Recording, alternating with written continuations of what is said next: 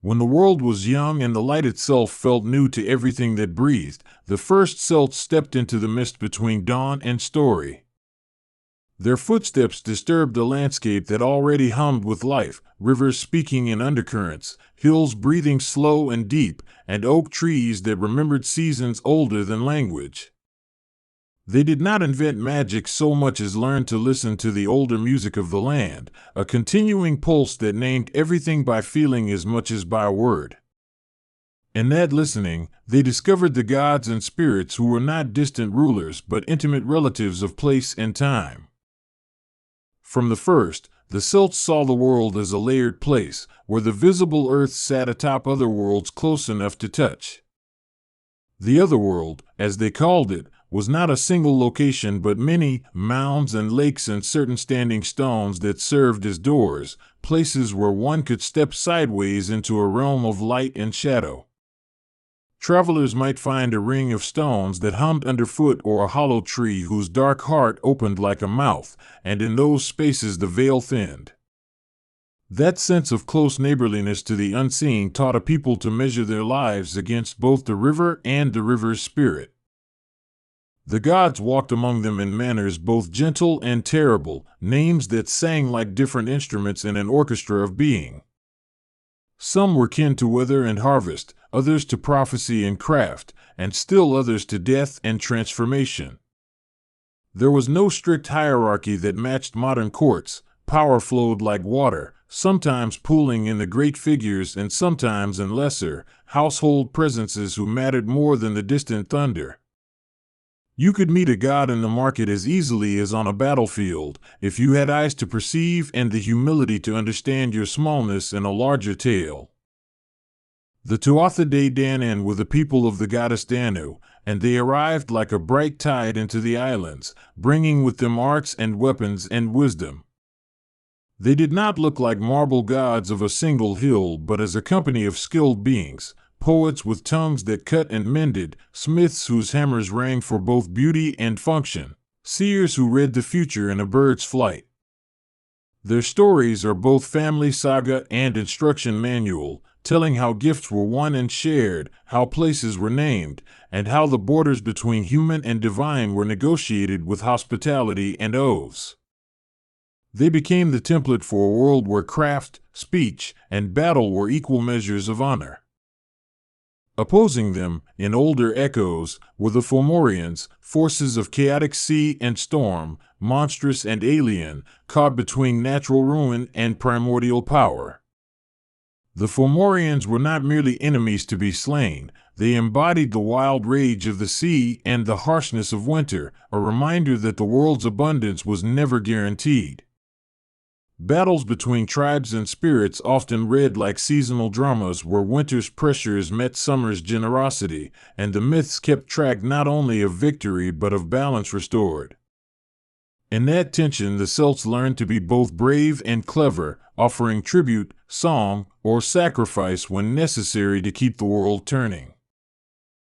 At the heart of their cosmology was a reverence for sacred landscapes that carried names and moods like living people. Mounds called Sidhi, low knolls, and barrows were more than tombs, they were residences of the otherworld and the descendants of luminous beings. A hill could be an elder, a pool a mother, and a grove a council chamber. One did not march into such places with crude demands but with song and offerings laid down carefully. That reverence shaped every act of travel and settlement, making clear that human projects were stepping into a pre-existing web of meaning. One of the most intimate relationships people had was with wells and springs, those hidden seams where water rose cold from the dark. Wells were eyes in the earth and often dedicated to particular female deities who granted healing, insight, or sometimes cunning bargains. To draw water was to accept the attention of a spirit, to leave an offering was to say, in effect, thank you and please look kindly upon my family. The stories of pilgrims kneeling by holy springs are not just about cures but about a style of reciprocity where human need and divine permission met and negotiated. Oak groves were another central feature, islands of canopy where bark and leaf recorded the slow counting of years. Oaks were teachers in solidity and endurance, hosting circles of communal meetings, rites, and sometimes prophecy. The wood of the oak fed hearths and shaped tools, but it also held a sanctity that discouraged waste and encouraged a careful touch. People learned to read a broken limb as a lesson and a falling acorn as a small sermon on renewal. Rivers had characteristic voices in the myths. Some were protective mothers, others jealous tricksters. A river's flow suggested time, always moving yet always returning in seasonal cycles, so that human lives were set against a streaming backdrop of continuity. Crossing a river was a meaningful act, and bridges could be metaphors for agreements between clans or between human and spirit. The gods connected themselves to specific waters, and therefore to the people who fished and drank from them, making the mundane act of hauling water a potential dialogue with the sacred. In the midst of this living world stood the figure of the Druid, though that term only begins to hold a complicated role. Druids functioned as judges, teachers, poets, and ritual specialists, the mnemonic backbone of a society that prized oral law and history. They held stories and genealogies in their heads, preserved formulas for ceremonies, and mediated between local communities and the otherworld. Their authority depended not only on learning but on a kind of moral comportment. They were rememberers who linked the past and the future through present acts. Bards and Fili carried a different but intertwined authority, the power of naming and rhythm. To compose a poem or song was to reframe a person's life within the wider pattern of myth and ancestry, and a well-placed verse could make or unmake reputations. Poetry could be magical in the Celtic sense. It could alter perception, create compulsion, and seal agreements. It was a tool of diplomacy as much as it was a form of beauty. Thus the spoken word became a sacred art, an instrument of power that sat beside sword and plow in terms of consequence. Kingship among the Celts was bound up with the land and the idea of a sacred marriage, a ritual recognition that bound a leader's legitimacy to the fertility and well-being of his territory. The king's right to rule was not purely hereditary or force-based. It was validated through ceremonies that involved goddess figures who personified the land's sovereignty. If a king failed his people, legend held that the land itself would wither, symbolically showing how intertwined social and natural orders were. Protection and abundance thus depended on reciprocal stewardship rather than mere command. Women in these stories carried broad and often decisive power, from queenly rulers to prophetic figures who shaped the fates of men and tribes. Female deities like Bridget offered hearth, healing, and inspiration. She was at once a kindly matron, a patron of smiths and poets, and a keeper of legal peace. The sovereignty goddess could choose and unchoose kings, and heroines could be founders of dynasties or dangerous liminal figures who tested heroes. It is a persistent theme that feminine presence in Celtic myth is not supplementary but central, often the axis around which human fortunes turned. The Morrigan, in her many forms, held the terrifying function of war and fate with a voice like a battlefield wind. She appeared as cattle, as a crow, as a woman with prophetic teeth, always presaging death or change. Her presence did not simply mean doom, it meant recognition of the cost and sanctity of conflict, a reminder that every battle left both winners and wounds. Warriors knew they were being sung into story as they fought, and in her songs the Morrigan recorded both glory and lamentation. Luff, the Bright One, exemplified skilled excellence, his hand in many arts, his mind nimble and quick. Luffa's myth suggests that mastery across crafts and knowledge was admired and sacred, that a single person could carry multiple gifts for the benefit of their people.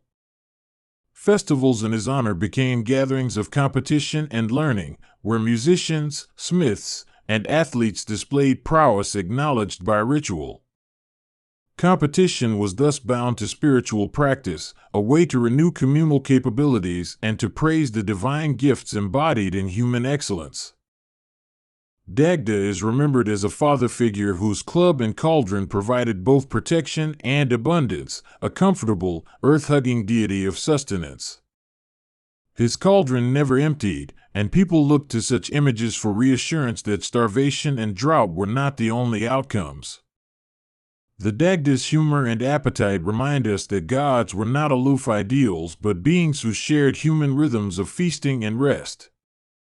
When people invoked him, they were asking for enough to live with dignity, and for the joy that comes with plenty. Cernunnos, the antlered god, connects us to the animal world and to fertility in ways that feel older than any single story. He sits at a crossroads between human craft and wild instinct, between the forest's whisper and the cultivated field's order. His horns crown him not as a conqueror but as a guardian, a reminder that human life depends on the animals and the cycles we share with them. To picture him is to feel the close press of breath among ferns and the sound of hooves in soft loam. Shape-shifting appears frequently in the myths, not as a mere fancy but as a narrative device that frames identity as fluid and performance-based. Heroes and deities shift into birds, deer, salmon, and mist, adopting the sensory faculties of other beings to teach, to trick, or to survive. Such transformations reinforce the idea that essence is not fixed and that to understand another creature is sometimes to become it. This capacity for change also models resilience, the ability to adapt without losing one's core purpose. The story cycles, myths that recur in slightly different versions across regions, offer a sense of continuity where themes are repeated and reworked. The Ulster cycle gives us tales of warriors and tragic hubris, while the Fenian cycle sings of roaming bands and adventures that feel more like playful instruction than solemn destiny. The mythological cycle traces the gods and the shaping of the land, and the historical cycle binds those pasts to newer dynasties forming identities in centuries when oral memory met written record. Each cycle is a season in the longer life of a people who retell themselves to stay alive in the world they shape. The otherworld itself resists neat description because it is a mosaic of images, islands bathed in perpetual light, palaces of glass and silver, fields of unending harvest, and halls where feasts have no end. Entering it may heal a wound or prolong life, but it often carries a cost. Time spent there does not pass the same way, and one may return to find generations have moved on. The otherworld is a place of tests. It offers exacted favors and domestic mysteries that teach the traveler a deeper truth about mortality and attachment. It functions as both reward and mirror, revealing what humans fear to lose and what they secretly yearn for. Mounds, in many tales, are dwelling places of transformed kings or of entire peoples who step in and do not return, becoming a different order of being. Ordinary stonework and earthen barrows become thresholds, their outlines a statement that death is not an erasure but an entry to other shapes of existence. Burials were thus acts of continuity as much as they were endings. Grave goods and offerings were not mere tokens but invitations into a long conversation with those who have gone before. To the Celts, ancestry was present. The dead were sometimes consulted as living memory and participation. Seasonal festivals carried the calendar forward in ritual and myth, each a point where natural cycles were recognized and celebrated. Samhain was a time when the list of thin places lengthened, an evening that asked bodies and spirits to remember mortality, and where households prepared for winter through storytelling and offerings. Beltane warmed the fields and marked mating and growth, fires lit to encourage cattle and crops, and maize green entered waking wood. Imbolc and Lugnasad measured the points of tending and harvest, each ritual a communal act of gratitude and appeal, a weaving together of labor, story, and the favor of unseen powers. Rituals themselves varied from quiet, private acts of gratitude to public spectacles of challenge and oath-taking, always with a language of reciprocity. Offerings were rarely demands. They were conversations conducted in the idiom of gifts, poems, and solemn acts that acknowledged dependence. Even war had ritual aspects. The challenge was declared, hospitality exchanged until the duel or battle, and poets recorded the outcomes so that the world remembered who had been brave and who had been spared. Ritual made events legible across years, so that present actions could be understood within longer narratives of honor. Weapons and craftsmaking were charged with significance, and the forging of a sword or the shaping of a chariot axle could be a mythic act. A smith did not merely bend metal but partnered with elemental forces, fire, water, air, and earth, to transform matter into a durable instrument. The stories often imagine smiths as authors of fate, forging not only objects but the conditions for victory and survival. Thus craftsmanship became a moral vocation. To create well was to feed the common good and to honor the gifts one had received. Agam, the early alphabet carved into woods and stones, served as both practical communication and a sacred code, each mark associating sound with a tree or a concept. Used for memorial inscriptions and boundary markers, Agam connected language to landscape, reminding readers that letters were not abstract but anchored in living things. To scratch a name into stone by Agam was to root a human claim into the wood logic of the surrounding land. Even the act of marking became a ritual of presence and memory. The idea of fate in Celtic thought was not a monolithic destiny but a braided notion of personal choice entwined with ancestral currents and the will of gods and spirits. Prophecy functioned as counsel, giving warning and framing possibility, but it rarely abolished responsibility. Characters in myths are often compelled to act because of prophecy, yet how they act, by courage, cunning, or cruelty, shapes the texture of their stories. The interplay between prophecy and action makes the myths dramatic and morally instructive. Seafaring and the sea held special attention, as islands and coasts invited both settlement and danger. The sea was a provider of fish and a highway for trade, yet it was also a realm of sudden storms, submerged places, and beings who dwelled between wave and sky. Many tales of voyages to otherworld islands are about crossing boundaries, testing hospitality, and returning as different people. Mariners used stars and birds and old songs to guide them. Their navigation is much moral and mythic as it was practical. Cattle raids and disputes over cattle appear repeatedly, not because people were obsessed with livestock but because cattle symbolized wealth, survival, and social obligation. To steal or protect a herd was to fight over the kernel of communal life, the food supply, the bride price, the economic tissue that bound families and clans. Such episodes teach about honor and reparation, showing how offense and restitution shaped alliances and enmities. They are practical stories about scarcity, risk, and the means people used to secure their children's breath.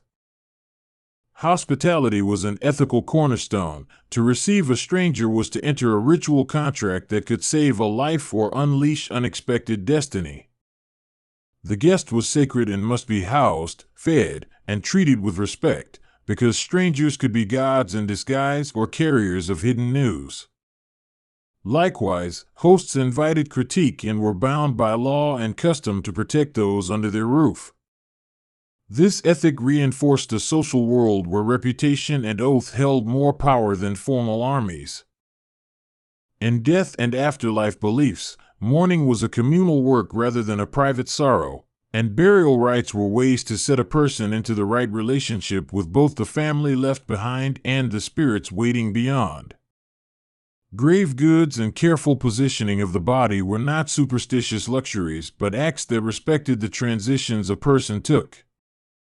The living had duties to those who passed, and those duties were kept through annual remembrances and songs that retained names alive. The presence of ancestors in everyday life made family continuity a moral practice. Prophets and seers used different means to reach their insights: the flight of birds, patterns of entrails, or the spontaneous visions granted at places where the veil was thin. Seership was not a simple tool for prediction, it was an interpretive art that situated particular choices within larger currents. A seer's words could calm an anxious tribe or provoke a rash ruler, so the ethics of speaking were tightly taught. Thus the role combined restraint with the courage to name unpleasant truths when necessary. Trickster figures appear throughout, charming and often morally ambiguous, teaching lessons by inversion and surprise. They upset complacency by exposing hypocrisy, and their mischief could reveal hidden truths about greed and vanity. A trickster's success was rarely final, consequences followed, making the tales both cautionary and liberating. They remind listeners that life resists neat control and that wit is as necessary as strength. Love and sexuality in Celtic myths are complex, sometimes gentle, sometimes political. Romantic entanglements could shape the fate of kingdoms, as alliances were married into existence and broken by passion. Women in these stories often hold the decisive power in matters of union and separation, choosing for desire or for duty. Love is thus treated as a force both beautiful and disruptive, a necessary wildness that must be fixtured into social order. Certain characters embody noble restraint, heroes who are humble as well as brave, who understand the weight of promises and the cost of rash breaks. They become models for listeners, not because they are perfect, but because they practice virtues like loyalty, measured anger, and the willingness to accept limits. Their stories are instructive because they show that glory without wisdom leads to ruin, while cunning without courage yields only emptiness. These moral contours shaped the social imagination centuries before they were written down. The material culture of the Celts, intricately worked metal, woven cloth, and carved stone, reflects an aesthetic that values complexity and interconnection. Patterns loop and entangle in visual forms as if to say that life itself is a network of relationships, not a line from birth to death. Jewelry and weaponry were not mere ornament but statements of identity, telling stories about lineage, alliances, and personal achievement. What people made in war was a public book of association and ancestry. Music and sound held spiritual power, with instruments and voices used both to charm the heart and to enact ritual transformation. Harps, pipes, and percussion did more than entertain. They set a tempo for communal life and were often deemed necessary in ceremonies that sought to move both people and gods. Rhythm organized memory, giving listeners a frame through which to remember heroic deeds and shared obligations. Songs thus became repositories of law and lore, melodies that kept social rhythms synchronized. Animals in myth often serve as companions, guides, or tests, their behavior observed carefully by those who lived close to the wild. A hero's encounter with a stag or a hound might be the turning point of a tale, a moment of revelation or a test of compassion. The presence of animals in story reminds us that human identity is never entirely human in these myths, but entangled with other species. This ecological sensibility undergirds a cosmology where every act has a ripple effect across many lives. Travel and migration features in origin stories, people moved by necessity or curiosity, bringing names and patterns that changed the landscape. Settlements grew into tribal clusters that remembered their own coming and kept songs about the rivers and hills left behind. These migrations remind us that cultural identity is shaped by movement as much as by rootedness, an ongoing negotiation between place and kin. The Celts' sense of history included mobility as a virtue, adaptability and memory walk together. Symbols recur because they are mnemonic devices that helped an oral culture transmit massive webs of law, kinship, and ritual detail. Images of spirals, triscale, and interlace are not decoration only, they encoded relationships and cosmological beliefs in forms that could be recognized at a glance. Symbols anchored communities to a shared visual language, making public spaces into reminder lands where stories could be prompted. This symbolic economy helped make complex social systems sustainable across generations. The interplay of public and private spheres is a theme that keeps returning, with communal assemblies balancing the needs of households and individuals.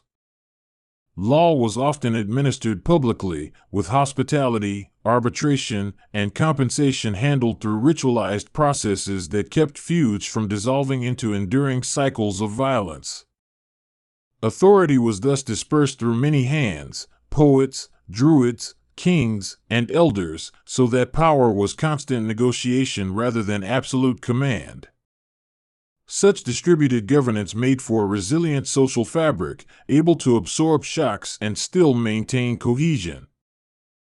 Mythic time bends the ordinary, heroes can live for centuries, and certain deeds echo endlessly, refracting across generations. This elasticity allows a story to teach different lessons depending on who tells it and why, and it keeps myths relevant across changing circumstances. The past is not simply a repository of facts, but a living resource to be consulted, revised, and retold. In that way, the myths function as tools for communal adaptation and moral rehearsal. Archaeology has dug into the stones and pots to reveal tangible traces of a living world, but the myths we listen to are not only corroboration of artifacts. They are living maps of meaning that continue to inform how people relate to their surroundings. Material remains and oral tales fit together like two pages of the same inscription, one visible and one audible. This double trace reminds listeners that history is both thing and story, each giving depth to the other. When we stand before a ruin and tell its myths, we are performing continuity between what was made and what was imagined. The role of time and memory in these traditions cannot be overstated. Remembering is an act of making future worlds possible by keeping obligations alive. To forget a promise to a household spirit or a deity could mean drought or misfortune, just as remembering could mean protection and prosperity. Memory, then, was a civic technology, a means by which societies retained knowledge without writing it down. Oral recitation served as legal record and moral ledger, a social memory that ensured accountability across years. Sacrifice, in its many forms, aimed to restore balance rather than to appease wrath. Gifts to gods and spirits were ways of participating in the economy of mutual care. Animals, valuables, or feasts could be offered, but always in a frame of reciprocity. One gives so that life continues in an ordered, mutually beneficial way. Sacrifices were seldom intended as final payments, but as ongoing investments in the relationship between human communities and the powers that sustain them. This ethic of mutuality shaped a worldview where violence had to be justified and where giving was the primary moral grammar. The striking thing about Celtic mythology is its permeability. Gods absorb human frailty, humans learn divine patience or fury, and places hold both mundane and supernatural histories. This permeability teaches a moral attentiveness. Our acts, words, and tools matter because they resonate in more than human spaces. That resonance is not metaphysical fluff, but a lived reality in these stories, an ethic embedded in everyday practices from plowing to poetry. Understanding that is to discover a way of seeing the world where every action is observed and recorded by more than human eyes. There is an ongoing tenderness in many myths, a sense that life's beauty is not an accident but a thing to be protected, renewed, and sung about. Even when tales turn on tragedy or vengeance, they often circle back to acts of mercy, reconciliation, or small, domestic redeems. Those quiet moments, gifts brought at a bedside, a repaired cloak, a shared cup, hold the same weight as battles and feasts because they continue the lineage of care. In this balance, the Celtic mythic vision shows a humility about human aspiration and a reverence for the continuity of simple kindness. Listening to these stories as a driver or a wanderer, you begin to notice how you hold landscape and memory in your own body. A bend in the road can evoke a stream, a solitary tree can feel like a gaze. The myths teach you how to inhabit place with attention, to treat every crossing as a small story in which you play a part. They invite you to imagine that the land remembers you as you pass, that your gestures, giving up a seat, leaving a small gift, telling a child a name, are seen by forces older than your commute. This practice of mindful passage is part of the ongoing inheritance of Celtic sensibility. As the centuries gather, the myths adapt, absorbing Christian motifs and new political realities, yet their deep themes persist, like rivers that find new channels while still being the same water.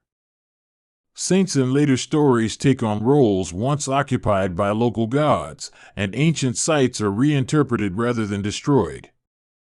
This adaptation shows the myth's elasticity. They can be syncretized without losing their core patterns of reciprocity, liminality, and reverence for the living landscape. Even today, modern retellings keep the old rhythms alive by translating them into new idioms. In practical terms, what the Celts offer modern listeners is a model for living that prizes relationship over ownership and story over mere fact. They teach us to read the land, to honor the dead, to adjudicate with poetry as well as with law, and to make art an everyday duty. Their myths suggest that human beings are not separate from nature's agency but embedded within a web that demands responsibility. To hear their stories is to learn a habit of care that might still be useful in our noisy, fast-moving world. The dawn of the Celts was not a single moment, but a scatter of beginnings across marsh and hill, each rise of sun a small inauguration. Their gods and spirits are not a pantheon of distant idols, but companions whose moods and favors are negotiated in song and offering. Sacred landscapes, whether hill, well, or grove, were lived spaces that taught humility, generosity, and attentiveness. If you carry one lesson from these long songs, let it be that a life noticed by the land and by others has a deeper resonance than one measured only in goods or speed. In the final listening, the myths invite you to slow just enough to recognize the sacred in the ordinary, a child's first step as a small rite of passage, a neighbor's kindness as a form of blessing, a storm's clearing as an enactment of renewal. They encourage you to speak names, to remember, and to practice reciprocity in tiny, quotidian ways. Because myths are not relics to be admired at distance but living prompts for how to live, they are an inheritance meant to be enacted. In that enactment, the dawn of the Celts continues, not as a historical footnote, but as a way of being that still asks to be learned and lived. When you first close your eyes and let the tale settle, imagine a dawn that smells of peat smoke and whetstone, where the silhouettes of standing stones stand like silent sentinels on the ridge. The air is cool against the cheek, but there is a heat under the earth that thrums in the bones of those who wake early and listen. In that liminal hour, the world is neither entirely of men nor wholly of the gods, and it is here that warriors and druids meet the possibility of power. Each has a different map of the world, but both read the same lines of fate written in cloud and river and bone. They know that between life and the other world there is a current one can cross if one can answer the asking and pay the toll. Across communal fires, where children are wrapped in sheep's wool and men tend the iron edge of their tools, the warrior learns to hold silence as tightly as a shield. He steadies the sound a spear makes when drawn from its thong, the angle of a blow that will split armor without wasting strength. But his lessons are not only of craft, they are of story. He is taught of ancestors who returned from battles with strange gifts, of ghosts that sat at the heads of feast halls, and of pacts made at hilltops with unseen things. Those tales teach him to recognize the point where courage becomes recklessness and where bravery touches the thin membrane of the other world. Druids, by contrast, weave different kinds of lessons. their classrooms are ringed by oaks and mist, and their texts are the patterns of star and leaf. They read omens in a fox's path and in the way the moon spills silver onto reeds. Their power is patient, built in long breath and memory, and a knowing that names hold weight and that a correctly recited phrase can tilt a season.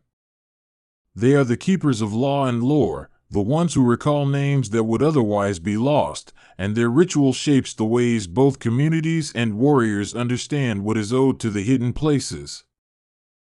It is tempting to imagine druids as solitary figures wrapped in white, chanting alone in moonlight, and warriors as hotheads bent on violence, but such simplicity collapses under the weight of the true relationships the two shared.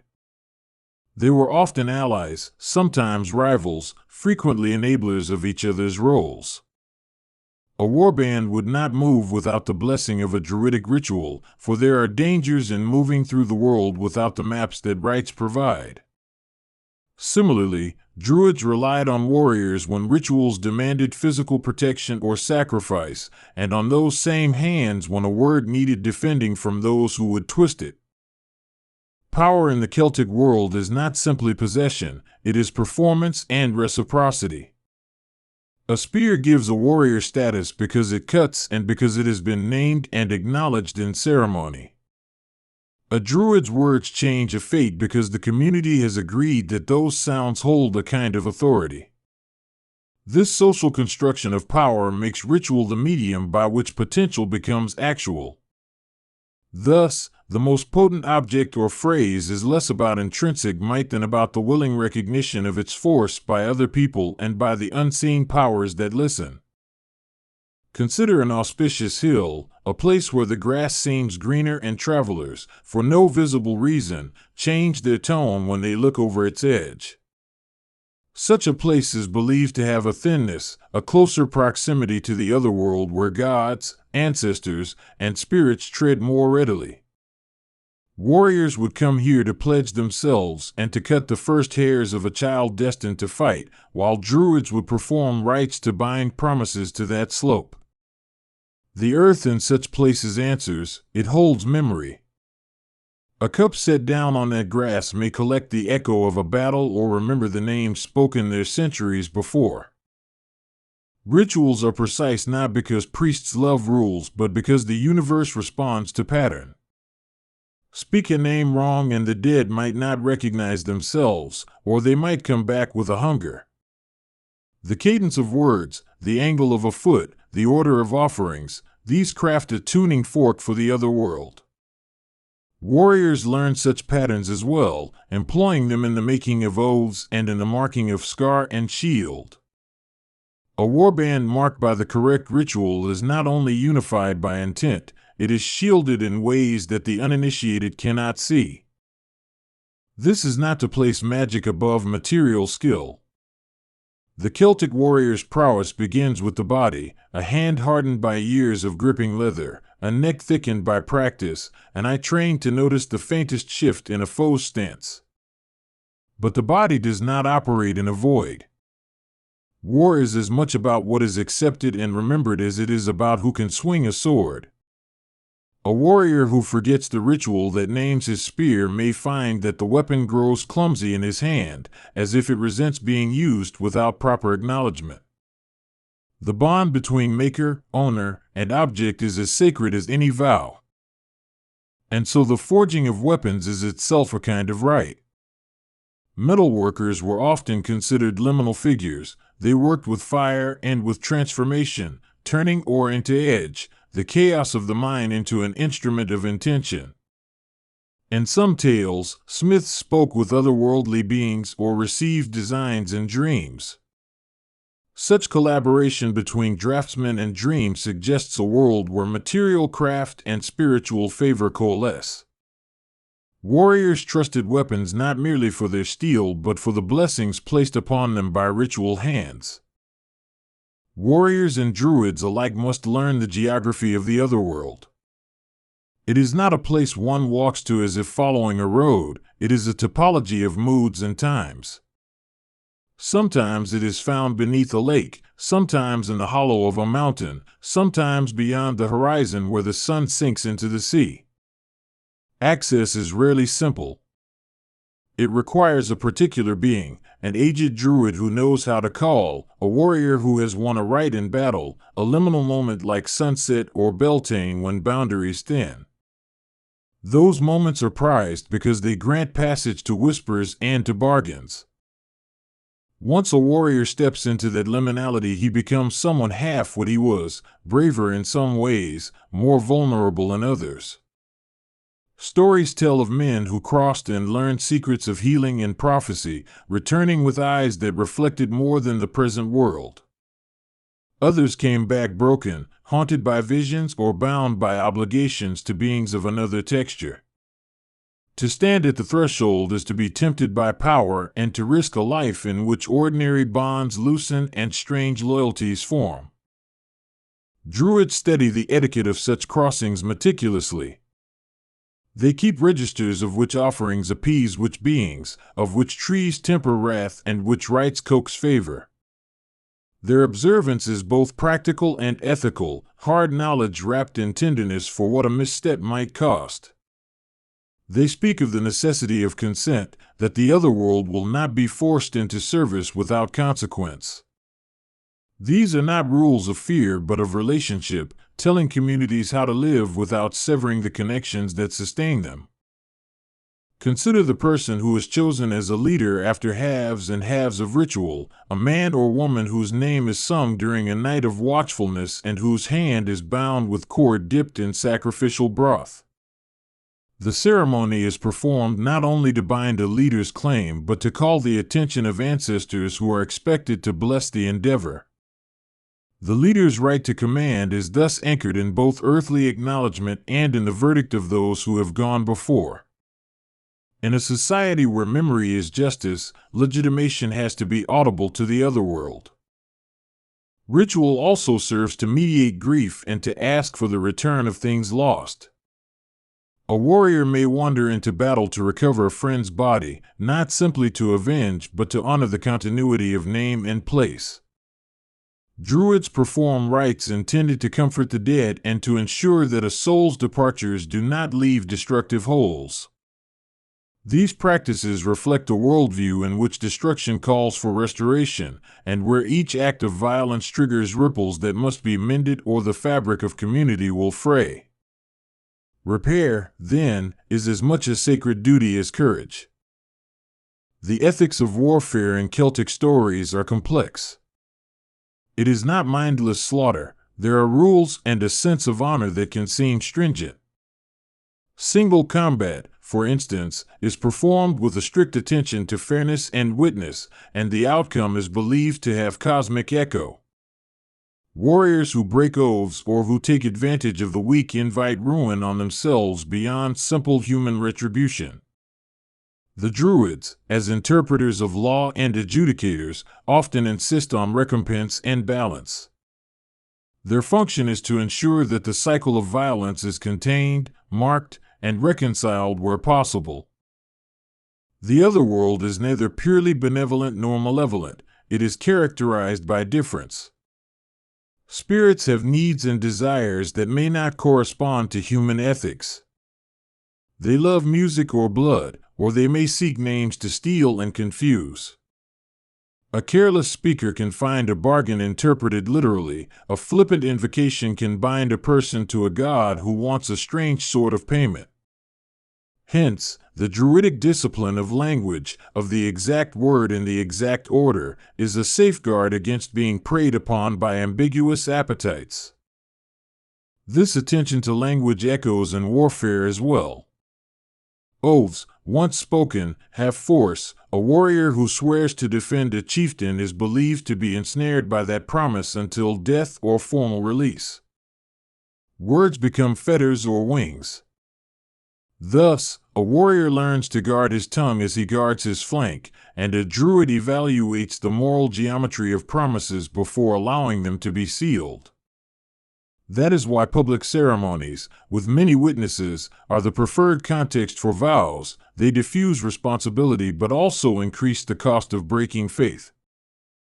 There are rituals that are grand and communal, like harvest festivals where the whole village attends, and there are private rites conducted in secrecy. Both kinds can be potent. Public ceremony binds a group together through shared observation and acknowledgement, while private rites allow for edgework, experiments at the limits of relationship with the otherworld that might result in revelation or catastrophe.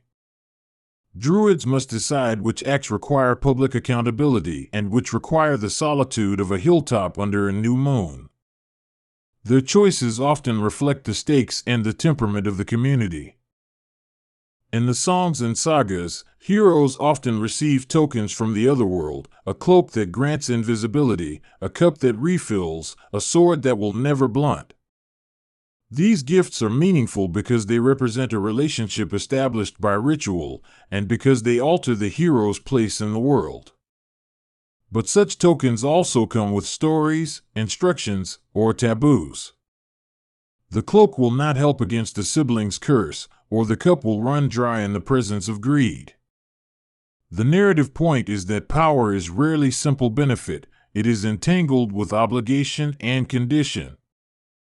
The concept of honor runs like a thread through these tales. Honorable action accrues reputation and potential, while dishonor corrodes position and may even invite supernatural ostracization. Warriors understand that shame is contagious in a small community, and druids know that spiritual offenses can echo through generations. Ritual becomes the mechanism for restoring honor or marking stain. In sometimes brutal societies, where violence is frequent and mortality close, these marks are crucial for social survival. Women play varied and often central roles in this tapestry of ritual and power. There are warrior women who fight on the field, like those sung in Battle Lang Syne, and there are high-ranking female druids who hold knowledge of lineage and law. The role of a woman as a ritual mediator, giving or withholding prestige through naming or curse, can shape alliances and turn tides without a sword being drawn. Stories of queens who command both spiritual and martial authority show how fluid the boundaries are. In such contexts, rulership is not gendered in a simple way but is distributed among those who carry the right rights. Initiation into druidry and into warriorhood both involve tests and thresholds, but they differ in tempo. Warrior initiations often center on endurance and public acknowledgement, feats of strength or combat that are witnessed. Druidic initiation can be slower, involving long apprenticeship, rote learning of genealogies and stars, and the mastery of a poetic language that encodes lore. The Druidic student learns patience and memory, the warrior learns decisiveness and timing. Together they show two complementary paths to authority, the quick burn and the long flame. The landscape itself is a teacher and a judge. Hills have names because names grant them personality, rivers carry stories because they listen to them. A warrior might know for certain where a ford is safe because his forebears fought there and died and were remembered. A druid knows which stones hum with ancestral voices because their patterns have been studied for seasons. The environment thus preserves continuity. That is why destruction of sacred groves or the poisoning of wells is more than ecological damage. It is an erasure of memory and a weakening of society's bonds. Sacrifice, as practiced in mythic accounts, is diverse and nuanced. It can be symbolic, an offering of the first fruits or the casting of a specially baked cake into water, or it can be more drastic, involving the consecration of a warrior's blood in times of dire crisis. Such acts are always framed by ritual, because the act itself only becomes meaningful within an interpretive context. The sacrificial smoke serves as a communication channel, and the community's interpretation of loss versus gain determines whether a sacrifice is judged necessary or monstrous.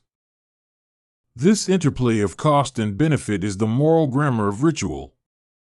It does not reduce to simple calculation, rather, it is a cultural logic that understands the world as an economy of reciprocation.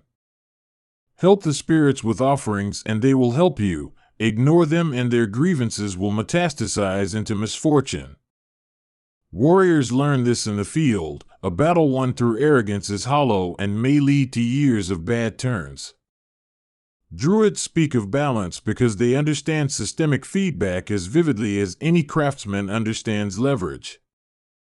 The otherworld is also a place of education and transformation. Heroes who arrive there learn crafts and secrets unknown to their kin, gaining skills that may be beneficial or strange upon their return. A warrior who spends a season with a fairy host may come back with ways of moving and fighting he could not have learned at home. But reintegration can be difficult. What one learns in another order of being might mark a person as other, suspicious, or dangerously charismatic. These consequences make the decision to cross a serious social gamble. Even in tales of tricksters and mischief, there is a sober recognition that intelligence without ethical anchoring can be destructive. A warrior who values cunning above community may win temporary advantage but destroy the web of trust that protects him. Druids caution against knowledge used as spectacle rather than responsibility. Wisdom, in this cultural frame, is less an accumulation of facts and more a way to keep the living net intact. Feasting rituals illuminate the social architecture in a more tangible way. A shared meal, prepared with ritual attention and consumed in communal oath, is where reputation and order are reinforced. A warrior receives his place at the table according to deeds and the recognition of peers. A druid sits where law and memory are given voice. Hospitality itself is a religious act, a recognition that one's body nourishes another's body and that obligations are thereby created. Breaking that rule becomes a kind of sacrilege. The landscape of miracles and terror alike is littered with threshold figures, gatekeepers, ferrymen, animals that speak when properly addressed. Warriors and druids both learn to respect these figures because they embody the rules at the edge. A herd of white cattle might be a sign that the land is enchanted. A blind old man at a crossroads could be a deity in disguise. These border figures teach humility, and humility is a lesson both practical and metaphysical. Those who fail to heed them frequently regret their pride. Poetry is the binding cloth of memory and law. The Druidic tradition often stuffs histories and genealogies into verse because the meter helps recall and because poetry itself is thought to carry power. A well-woven poem can be an incantation as much as a record. Warriors recite lays of battles to maintain the chain of reputation, and druids chant genealogies to solidify rights. Because words are instruments in this world, those who control narrative control fate. Even when enemies clash, the language of enmity is ritualized. There are formal insults that must be answered with a duel or with compensation. A slur on lineage is treated as a wound to be tended. The structured nature of grievance encourages processes of redress rather than unending vendetta. Druids, as mediators, often intervene to set compensation levels and to protect the weaker from predatory claims. Their role is both legal and spiritual, ensuring that contests end in settlement where possible. The otherworld's moral economy sometimes offers alternative models of power. In stories where kings are tested by gods, their right to rule is not only a matter of birth but of conduct. A king who spares the weak or who hears the unspoken plea of a traveler shows qualities the otherworld rewards. Conversely, tyranny invites otherworldly retribution. Thus, governance in these tales is a moral function, and the Druidic tradition often reinforces the idea that authority without justice collapses in the end. Warriors sometimes become liminal figures themselves after their deeds. A famed champion may receive epithets that mark him as more than human, the bright-handed, the swift-eyed, the one who walks between. These names are not simply praise, they indicate transformation. The hero becomes a node where the human and the otherworld meet, and his life thereafter is navigated with caution because his choices affect not only his kin but also the networks of beings that take interest in him. That is the double edge of fame. The Druids' practice, while often associated with mystery, is also deeply conservative. Memory is their arsenal, and continuity their aim. Protecting genealogies is not merely antiquarian, it secures rights, land, and identity. By remembering who is owed and what has been promised, Druids maintain the social fabric. Their rituals thus have a political effect, and rulers who disdain the Druidic ledger risk losing the legitimacy that sustains them. The aesthetics of ritual and war are intertwined. Armor and tattoos, painted horses and carved staffs, are all communicative devices. They tell stories at a glance and encode alliances in color and symbol. The way a warrior dresses into battle is as much a declaration as a tactical choice. A druid staff, carved with knots and symbols, is both tool and sermon. The visual language of the culture is part of its moral grammar. Images speak to the otherworld as much as words do. Dreams are another medium through which the otherworld teaches and tempts. Warriors may dream of contests or receive visions instructing them to ride or to hold. Druids interpret these nocturnal narratives, for dreams are treated as messages that require reading. Misread a dream and you may lead your people into disaster. Interpret it well and you might avert famine or war. The practice of dream work thus sits at the heart of strategic and spiritual life. Time in these narratives is elastic. The otherworld can stretch a season into an age or condense generations into a single conversation. A hero who spends a night in an enchanted hall may return to find that decades have passed. This temporal malleability produces stories about consequences of absence, about the instability of human plans in the face of cosmic rhythms. It is also a way to remind listeners that human perception is small against the vastness of story and matter. Seers and prophecy are treated ambivalently. Some prophecies are clear as carved stone, others slippery and metaphor-laden. Warriors wish for certainty yet often receive only riddles that must be enacted rather than decoded. Druids keep the tension between freedom and fate in balance by insisting on counsel and on ritual options that can make a bad forecast less catastrophic. In such a world, prophecy is hardly a dictatorship, it is an invitation to clever and moral action. Music binds time to emotion and ritual to memory. Harps and horns call the living together and salute the dead. A tune can trigger recollection of oaths long forgotten or set a cadence for the march into battle. Musicians thus hold a power that is both subtle and immediate. Sound knits people into community. Druids and warriors alike rely on music to mark transitions, birth, mourning, initiation, because rhythm coordinates bodies as nothing else can. Humor also occupies its place in these narratives.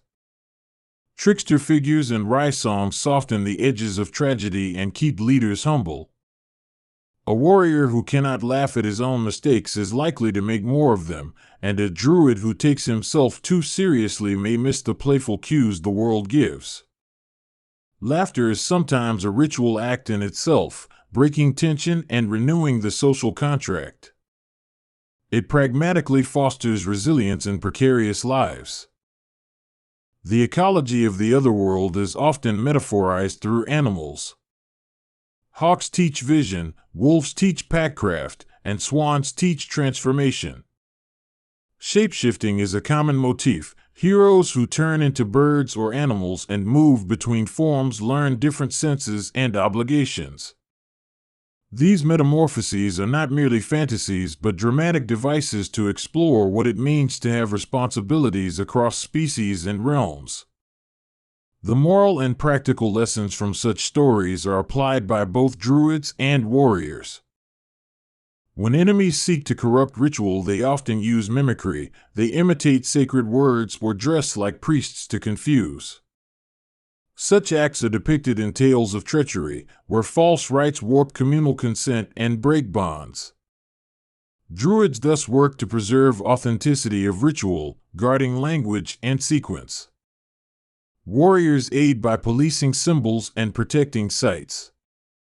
The interplay of protection and preservation is continuous, for survival depends on both the physical and the ceremonial. In times of plague or famine, the lines between practical and sacred blur.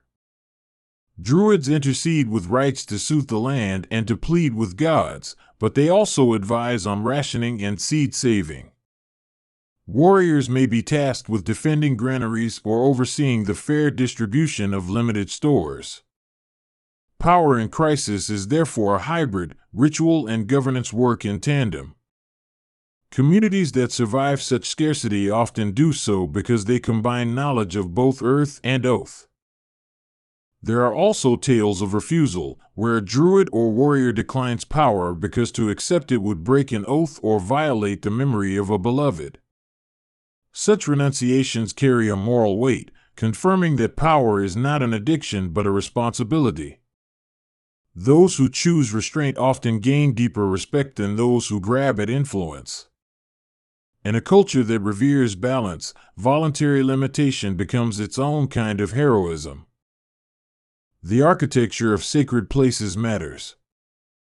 Groves, mounds, and cairns are built to focus attention and to host ritual action. Each edifice is named and hence remembered. Visiting one is an act of reading, for the markers instruct the visitor about the community's values and histories. Warriors and druids both learn to move through such spaces with particular attentiveness because they are charged with layers of meaning and because the otherworld listens more keenly there. Trade and exchange also have ritualized sides. The passing of gifts is a formal performance that binds parties in obligation and good faith. Warriors secure routes and escorts, druids witness the contracts that permit exchange. Both practical safety and moral trust are required for commerce to flourish. The economy of honor is therefore the infrastructure of trade, and violating it risks more than financial loss, it risks the community's moral credit. Age and succession are steeped in ritual.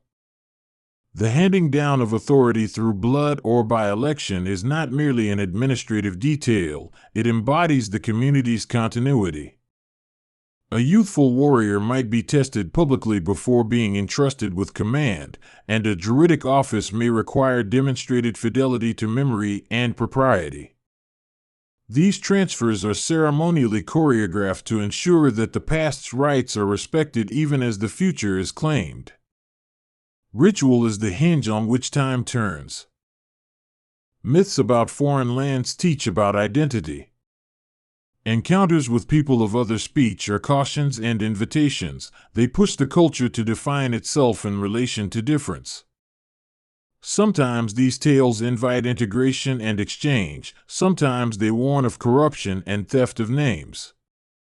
Warriors are the contact points, and druids are the interpreters, deciding which elements can be safely borrowed and which must be kept at a distance. The negotiation with foreignness is always a ritual process. The changing seasons dictate a calendar of rites that orient communal life.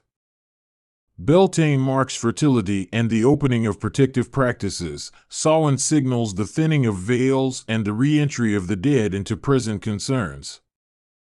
Warriors adapt tactics to seasonal cycles, while druids prepare what must be said and done to maintain balance. Observing these cycles creates a rhythm for living that integrates the practical tasks of survival with the metaphysical need to mark time. The cycles themselves become teachers. Journeys to the otherworld are often moral tests disguised as adventures. To pass through enchanted forests, a hero must demonstrate compassion or humility. To cross a stranger's threshold, he must show proper respect. The tests are designed to reveal character rather than to inflate skill. Those who pass bring back not trophies alone, but insights about the kind of society they should be helping to build. The other world, in this way, functions as a mirror that reveals what the community most needs.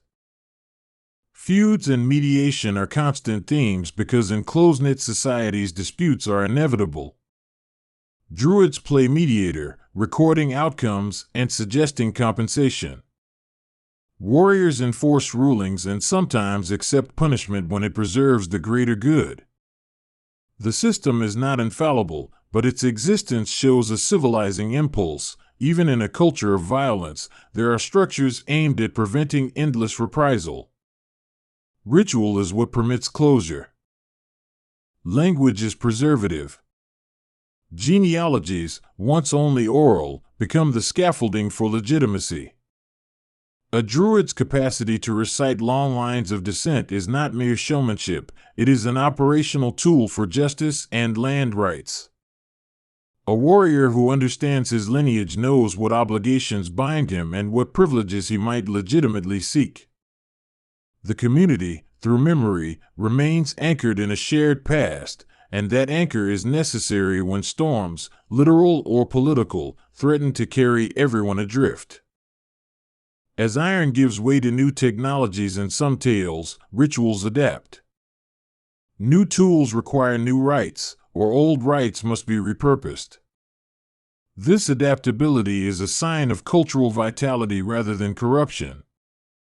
Warriors' refine techniques and ceremonial space is recalibrated to incorporate fresh realities.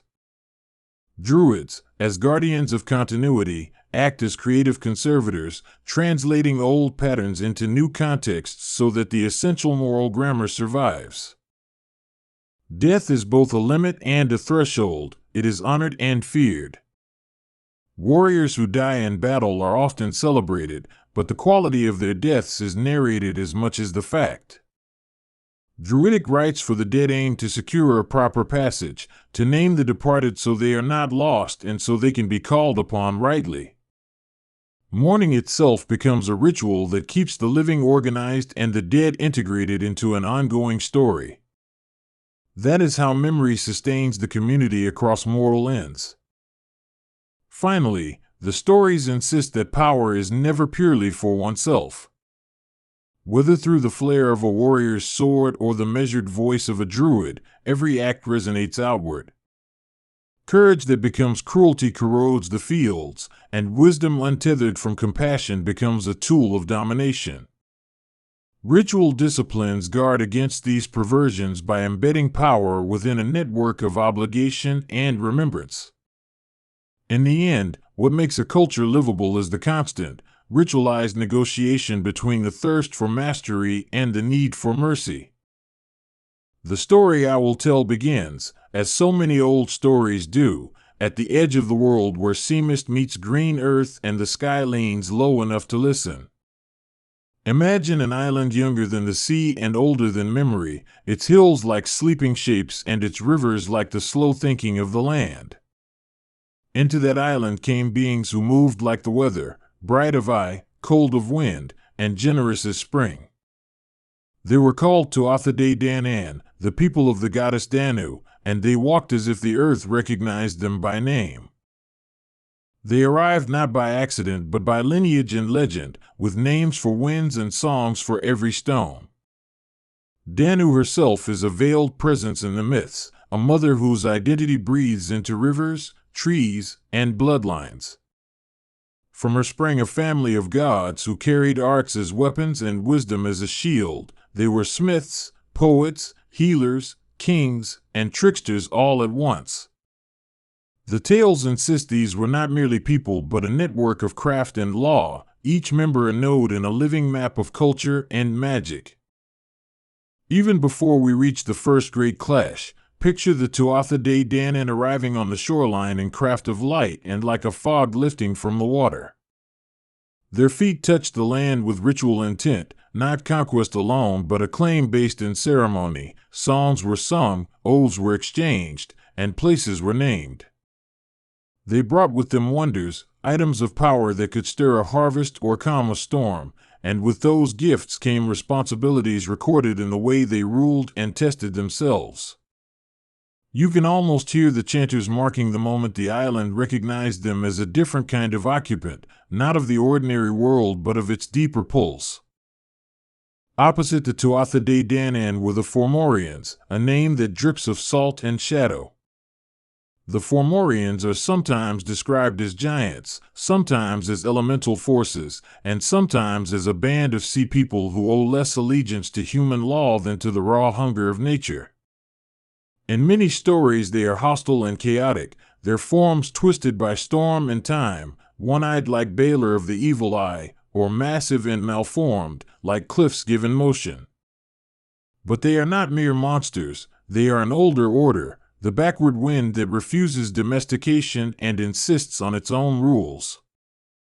The tension between these two groups, Tuatha and Fomorians, mirrors an older pattern found in myth the world over, the meeting of order and chaos, craft and raw force, cultivated land and the sea's ungoverned hunger. The Tuatha represent skill, law, and the arts turned to the community, while the Fomorians embody dangers that are elemental and unbound.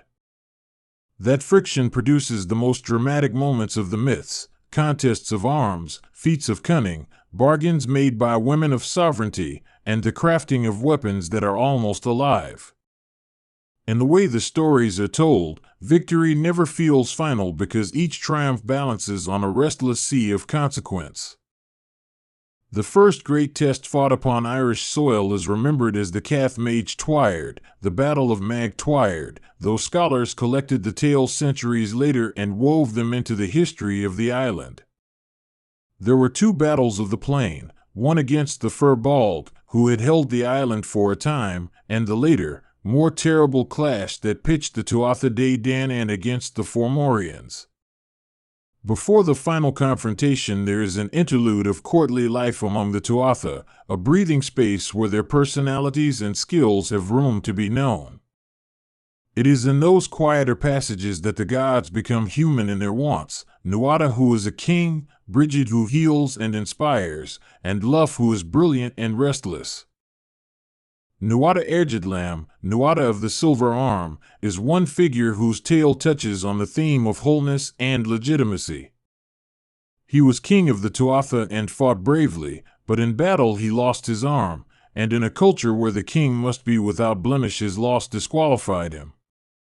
The gods could not abide a flawed sovereign, so a craftsman among them, Dien Sect, the physician, fashioned a silver prosthesis.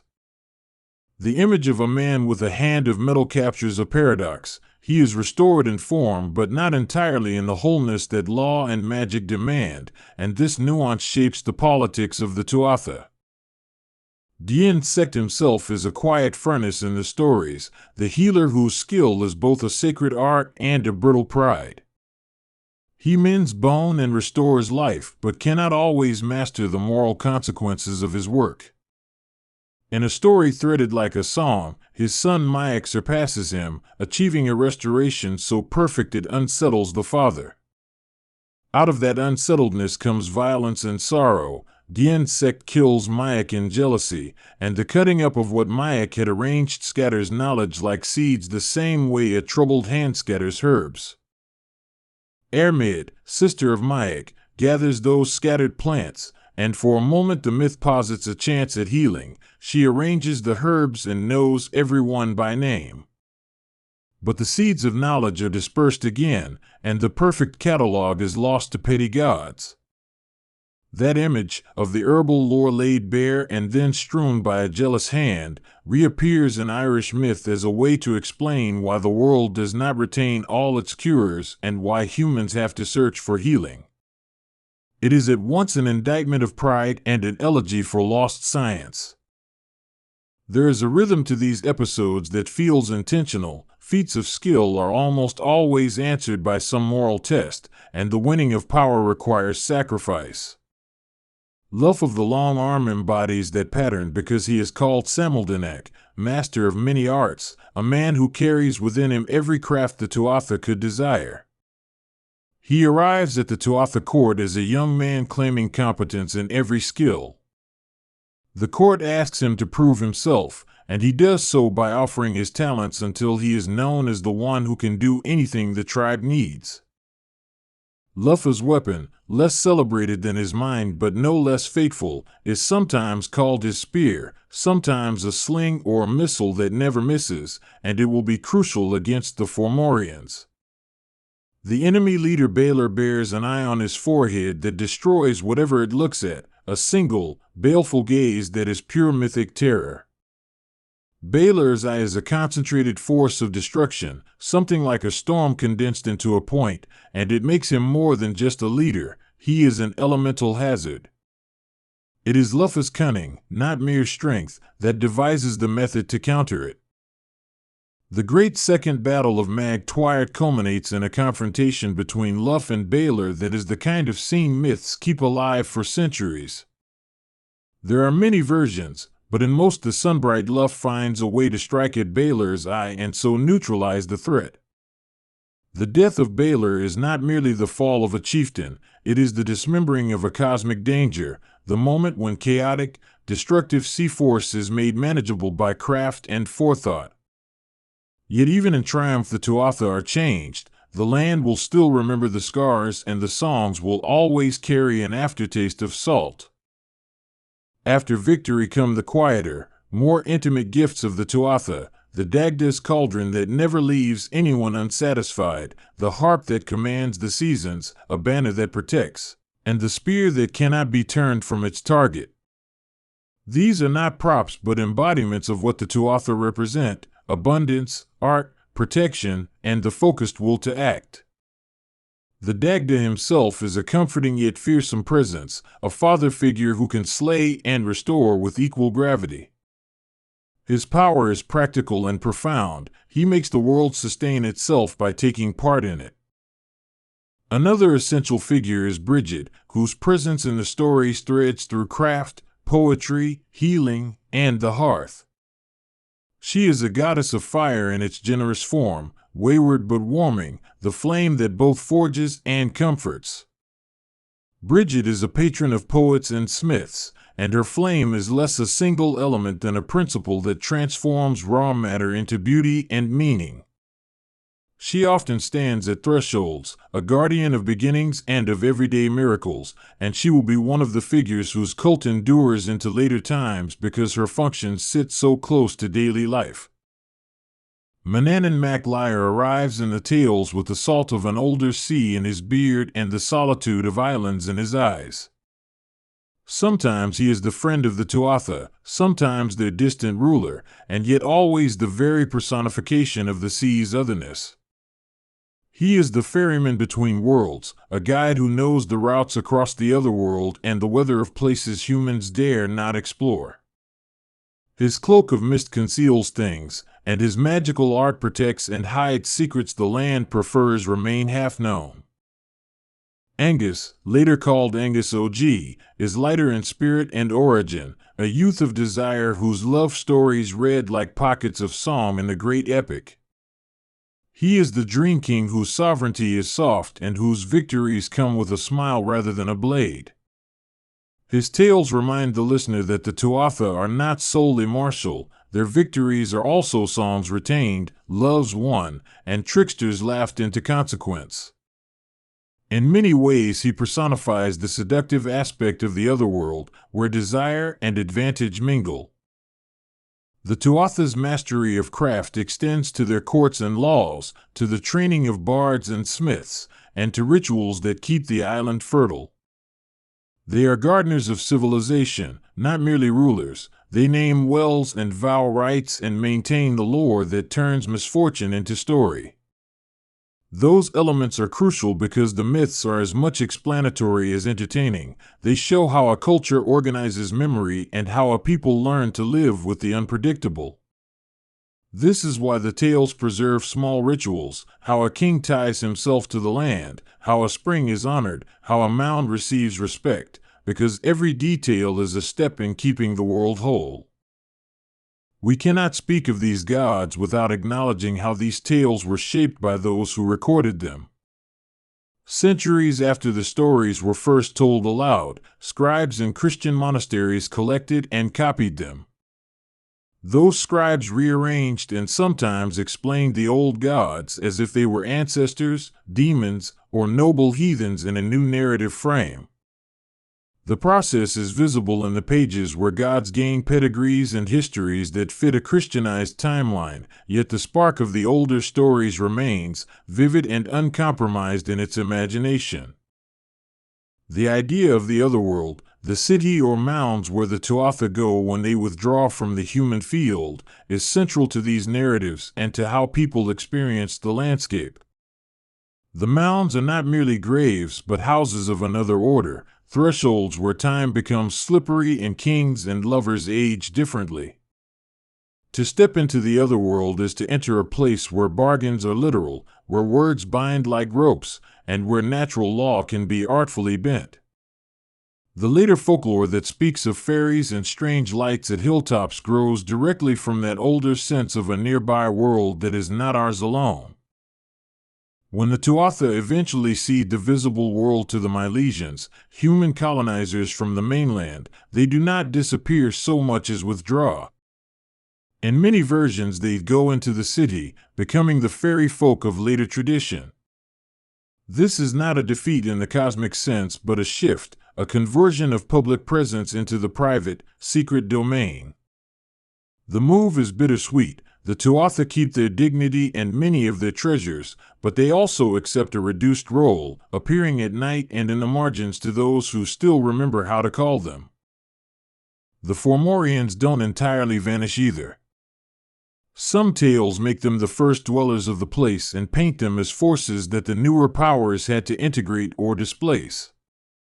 Their presence in the stories reminds us that Gaelic myth does not imagine a smooth line from savagery to civilization. Rather, it sees a tension that must be negotiated endlessly. This is a mythic recognition that for every cultivated field there is an edgeland, a rock face, a sea curve that can swallow or renew depending on the season. Even the objects of the Tuatha retain narrative life after the gods withdraw. A stone will be a stone and also a relic. The Liafail becomes a coronation stone that sings, and other items keep the world anchored to what the gods once did. Objects are a way of carrying the myth into the age of humans. They are tokens, instruments that preserve authority and memory. The old tales savor the idea that a bowl or a harp can hold the mind of a people, and they imagine those items moving quietly through history like seeds in winter. The myths are full of paradoxes that delight the listener. Wisdom is often tied to youth, strength to art, kingship to blemish. These paradoxes keep the stories alive because they resist tidy morals. They ask the audience to hold more than one truth at a time. Nuada's silver arm returns him to duty but also marks his difference. Lufa's brilliance wins battles but causes rival pride among the Tuatha. Such tensions make the myths feel like conversations rather than doctrine, and that conversational energy is why they were told and retold by Hearthlight. The Fomorians, in their many guises, persist as a reminder of nature's ambivalent face. At times they are grotesque and monstrous, given to raids and violence. At other times they are simply the rugged forces of the shoreline, the basalt, the tides that shape headlands. Their leader Baelor's Eye is a perfect symbol of the kind of force they embody, a single-focused power that devastates when unleashed.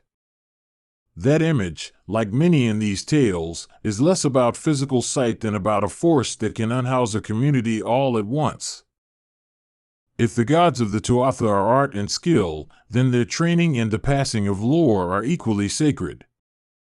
The bards are not mere entertainers but the custodians of memory, and their craft binds the people to the land and the past. The harp, the verse, the legal formulas, all these things are ways the society persists across generations. A bard's song does not simply entertain, it is a kind of enchantment, a social technology to keep stories and laws active. There are stories of trickery and of bargains where women of sovereignty test would-be kings by visiting them in beggars' guise. These motifs show that authority in the myths is not only about blood or arms, but about right relationship to the land. One can be a mighty warrior and yet fail the test of kingship if one cannot recognize and honor the sovereignty figure who is sometimes a woman, a land, or an otherworld judge. It is a lesson that authority needs consent and recognition as much as courage. The Tuatha's tales also show a practical side. Many stories instruct on agriculture, navigation, and social order in the guise of myth. The rituals described for seasonal festivals, sowing, harvest, and protection rites were practical knowledge encoded in verse. To listen to the stories is to learn how a people once organized their labor and rights to align with natural cycles. The myths thus act like an archive for survival, clothing stories of plow and net in the bright robes of deities. Within the firmament of characters there are minor gods and figures who illuminate edges, Ogma with his speech and Ogham script, who binds words to wood and stone, Craden, the metalworker, and others whose crafts are small but decisive. These are the artisan gods, the ones who make the world serviceable, who tune instruments and temper blades. They are the mythic basis for every trade, and their presence in the stories is a tribute to the ordinary skill that makes society possible. The Tuatha are not free from internal conflict and jealousy, which makes their stories more human and less didactic. Rivalries over kingship, insult and revenge, marriages that bind and break covenants, these are the human stuff of the divine courts. That depth of drama allows the myths to include scenes of domestic grief and public terror in the same breath, and the listener senses that the gods' world and the mortal world are not separate but braided. The places named in the stories, the plain of Mag Twyard, the hills of Tailtiu, the mounds of Brunau Boyne, are not mere backdrops but characters themselves. Every river and hill carries an anecdote, a reason for reverence, or a moral. The practice of Dinshenkas, making lore about places, is a way to keep the landscape animated and to teach newcomers the social ethic at once. You are not only moving through a landscape when you travel those places, you are walking through a story that will take hold of you if you let it. The way these tales were told allowed shape their form, repetition for memory, vivid imagery for effect, and a pacing that allows both quiet and thunder. A teller might stretch a single encounter into a long evening, or condense a generation into a single telling. That oral craft gives the myths their elasticity. They could be reshaped to answer new needs, and each audience could find a new angle. It is for this reason that there are many variants of every episode. Each retelling is itself an act of creation. The Tuatha Dé Danann are also innovators of technology in mythic terms. They invent musical instruments and sacred rites, they refine metalwork, and they make law. The idea that a people will be remembered for craft as much as for thunderbolts is a particularly Celtic touch. Craft in these tales is not a lesser art but the primary mode of survival, and the gods' prestige often comes from being the best at a skill rather than from brute dominion.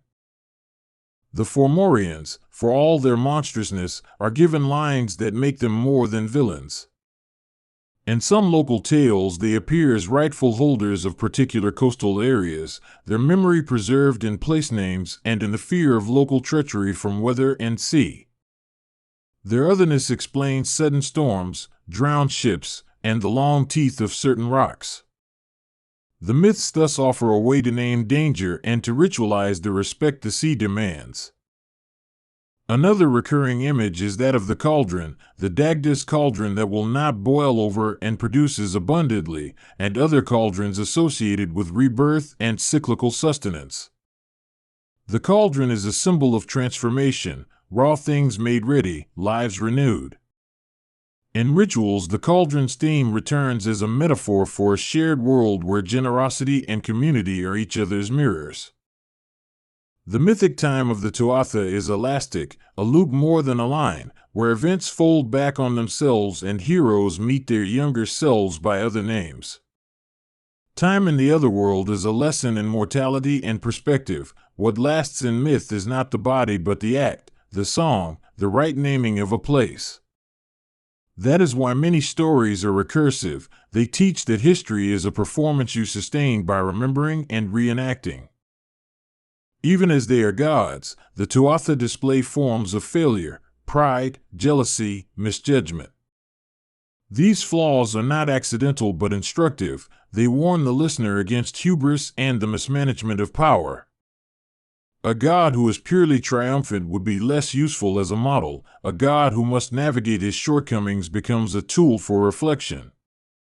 The myths thus become a moral laboratory where different strategies of living are tested without demanding simple answers. The idea that people of a golden age might retreat beneath the earth and become the good people in later folklore shows how cultures manage displacement. As new people moved across the island and new languages and religions became dominant, the old powers did not so much die as shift register. They turned inward, to mounds and night, influencing things through subtle interference rather than open rule. That transition is as poignant as it is complex. It is mythology's way of recording cultural change. There is an aesthetic pleasure in the details, the sound of rain on bronze, the scent of turf fires, the flash of a spear at dawn. These small moments anchor the epic in sensory reality and keep it from floating away into abstraction. The myths trade in such images precisely because they want the listener to feel as much as to know. You are asked not just to remember events, but to sense the texture of them. The stories often revolve around thresholds, the meeting of people at a ford, a secret night in a banqueting hall, the descent into a mound, and the choices made at those thresholds determine fates. A crossing may be literal or symbolic, and a wise listener learns to hear the moral in every crossing. These thresholds teach that life is less a straight path than a series of lit doors, some of which open to light and others to peril. The Tuatha's relationship to kingship and sovereignty makes a point about consent and place. A king legitimates himself not only by arms but by agreeing with a goddess or principle of the land. The goddess who marries or humiliates a king is not a romantic add-on but the personification of a people's acceptance of leadership. It is a model of rule that places the social contract at the heart of governance. Tradecraft in the Tuatha world is an art equal to warfare. Building a harp, laying a road, brewing a potion, or curing a wound, each of these acts binds community in a practical way. The Tuatha's pride in artisans and poets is a cultural assertion that social cohesion comes from many crafts rather than from a single instrument of power.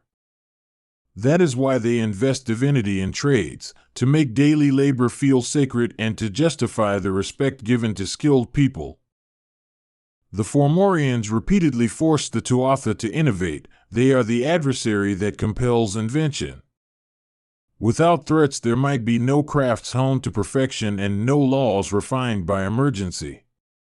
This dynamic reads less like a tragic clash and more like a necessary tension that propels culture forward. The stories thus double as a philosophy of conflict. Adversity can be a teacher if approached with craft rather than mere reaction. When modern listeners hear these tales, they can sense both the antiquity and the immediate human concerns beneath the spectacle. The myths speak about governance, resource sharing, identity, and the place of art in survival, all dressed in bright images and dramatic moments. That timelessness is part of their power. Despite being rooted in a particular island and a particular language, they address questions any community will face. In retelling these tales, we also retell the landscape itself. The mounds, the rivers, the stones become narrative waypoints that orient human action. The land speaks through the myths, instructing those who listen in how to live within it. That is why these stories persisted. They are guidebooks, law codes, liturgies, and entertainments wrapped into one continuous oral form. The Tuatha De Danann and the Fomorians, then, are not merely gods and monsters in a disconnected pantheon, they are expressions of a people's attempt to order their world. The Tuatha are the arts and the rules that make a society possible. The Fomorians are the elemental forces that demand respect and fear. Their conflicts and bargains map out a cultural ethic. To live well is to create, to protect, and to make peace with the elements that will not be domesticated. As the stories wound on and were rewritten, they absorbed new meanings. Christian monks read them in their own light, local chieftains claimed descent from them as political capital, and poets reshaped them into elegies for lost ages.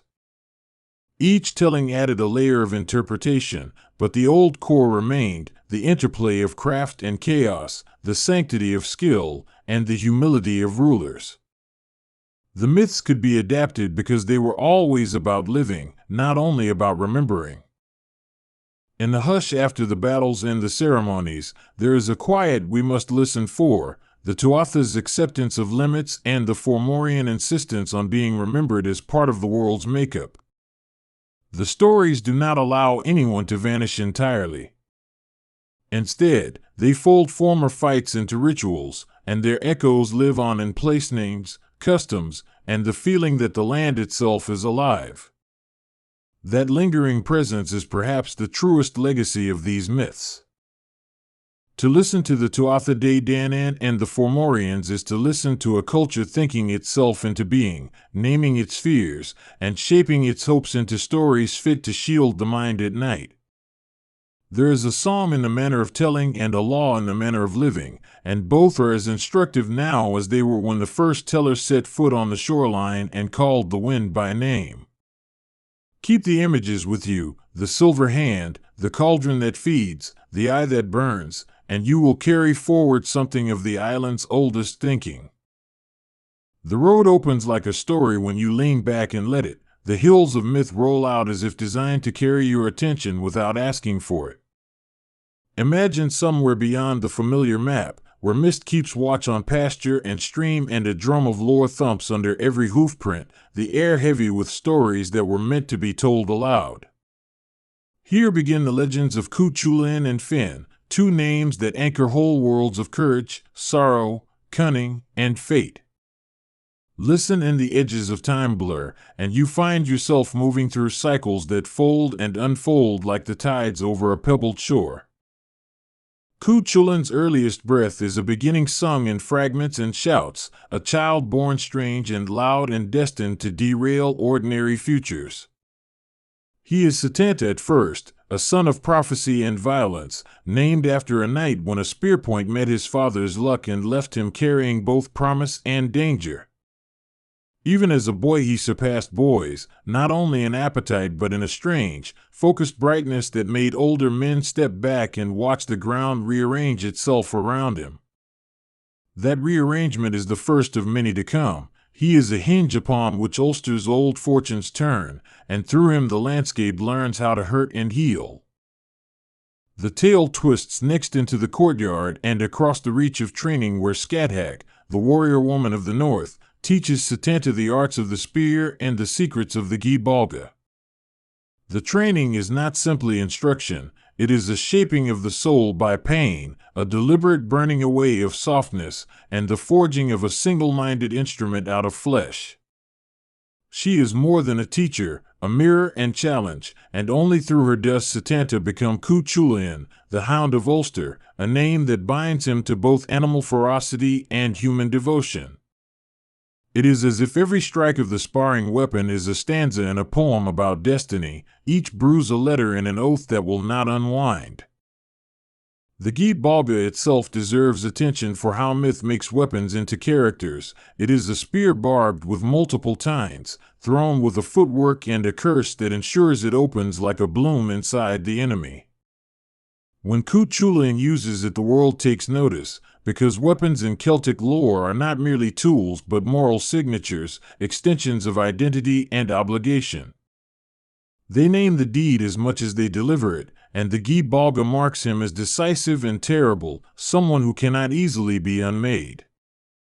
In those moments, when the weapon sings and the body goes slack, The air itself seems to remember an earlier violence. The land keeps a ledger. The warp spasm, or riostrad as old singers call it, is another violent facet of his legend, a metamorphosis that reads like an allegory for the way rage can rearrange a man. When it descends, he becomes something monstrous and precise, limbs shifting into grotesque angles, his face strangers would not recognize as human for its concentration on slaughter.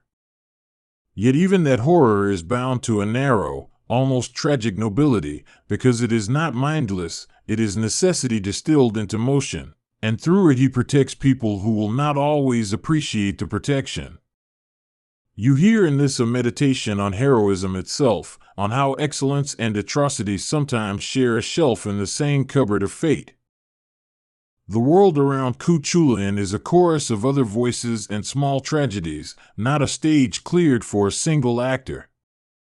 Emer, his wife, stands patient and resolute, a figure who balances and binds him with love that is not sentimental but contractual and quietly fierce. Her loyalty is complicated. She is proud of his prowess and terrified of its consequences, and through her the stories show that heroism creates collateral fire. The human cost is archived in her steadiness, in the quiet rooms of the narrative that hospitalize grief from the wider battlefield. Across the island and in a different rhythm moves Finn Mac Cumhale, whose life is shaped as much by cleverness as by combat, and by a hunger for knowledge that becomes almost holy. Finn's awakening comes from tasting the Salem of knowledge, the fish cooked by the druid Finegas, and the moment he burns his thumb and sucks it to steal a spark of wisdom is both comic and sacred. That touch transforms him, granting him the ability to call upon the world's learning while also placing on him an obligation to lead a band of warriors called the Fianna and to live between duty and temptation. The scene is a small domestic miracle that ripples outward. It tells us how knowledge enters the world not like a flood but like a finger of flame. Finn's rise is communal. The Fianna are not a private retinue but a social mechanism, a roaming band that enforces order and performs law where settled kings cannot reach. They hunt and they fight, but they also entertain, adjudicate, and sustain a rough justice that is as much about reputation as it is about right. Finn is a poet king of the roads, a leader who thinks while he strikes, and through him we see a model of heroism that prizes wit as armor. The stories that surround him favorite episodes that could be told around fires, fragments that celebrate the clever way a problem is unknotted as much as the heroic intervention itself. The cycles of myth themselves are a subject of their own music. Irish tradition organizes stories into the mythological cycle, the Ulster cycle, the Fenian cycle, and the historical cycle, each with its own tone and preoccupations. The Ulster cycle is where Cuchulainn lives, blood and storm and the stubborn splendor of kingship. The Fenian cycle is Finn's landscape, where themes of roaming, loyalty, and moral complexity unfurl. Those divisions are a way to find patterns, to map the long-running conversation between landscape and society, but they are not iron walls. Tales drift from one cycle to another, older motifs reappear altered, and new episodes are layered over the skeleton of older belief. This porousness shows that myth was a living thing, adding lambent details as generations spoke and acted. Both heroes interact with the otherworld in ways that make you believe the boundary is almost a seam you could pull open. City mounds are not merely places to pass by, they are doors, timekeepers, and the homes of the Tuatha De Danann and other enigmatic powers. Cuchulainn takes offerings and curses, bargains and breaks them, and the otherworld often answers with a logic that is near poetic, sometimes helping and sometimes reminding him of smaller human mistakes. Finn's encounters are similarly mercurial. He gains counsel and faces trickery, learning that wisdom in his world is never purely cerebral but has the form of stories and tests. The otherworld is a character that moves through both cycles, a constant commentary on the human scenes below. Landscape in these tales is more than backdrop. Hills, rivers, and fords are agents that hold memory and serve as witnesses. The river Boyne, for instance, and the ridgelines of Ulster are worked into the narrative as characters with moods, some generous, some capricious. Place names accumulate stories until the map itself is braided with narrative, and a traveler in the stories feels the weight of being expected by the land. This domesticated mythology gives Ireland its particular voice, a topography that stores tales and hands them down like heirlooms.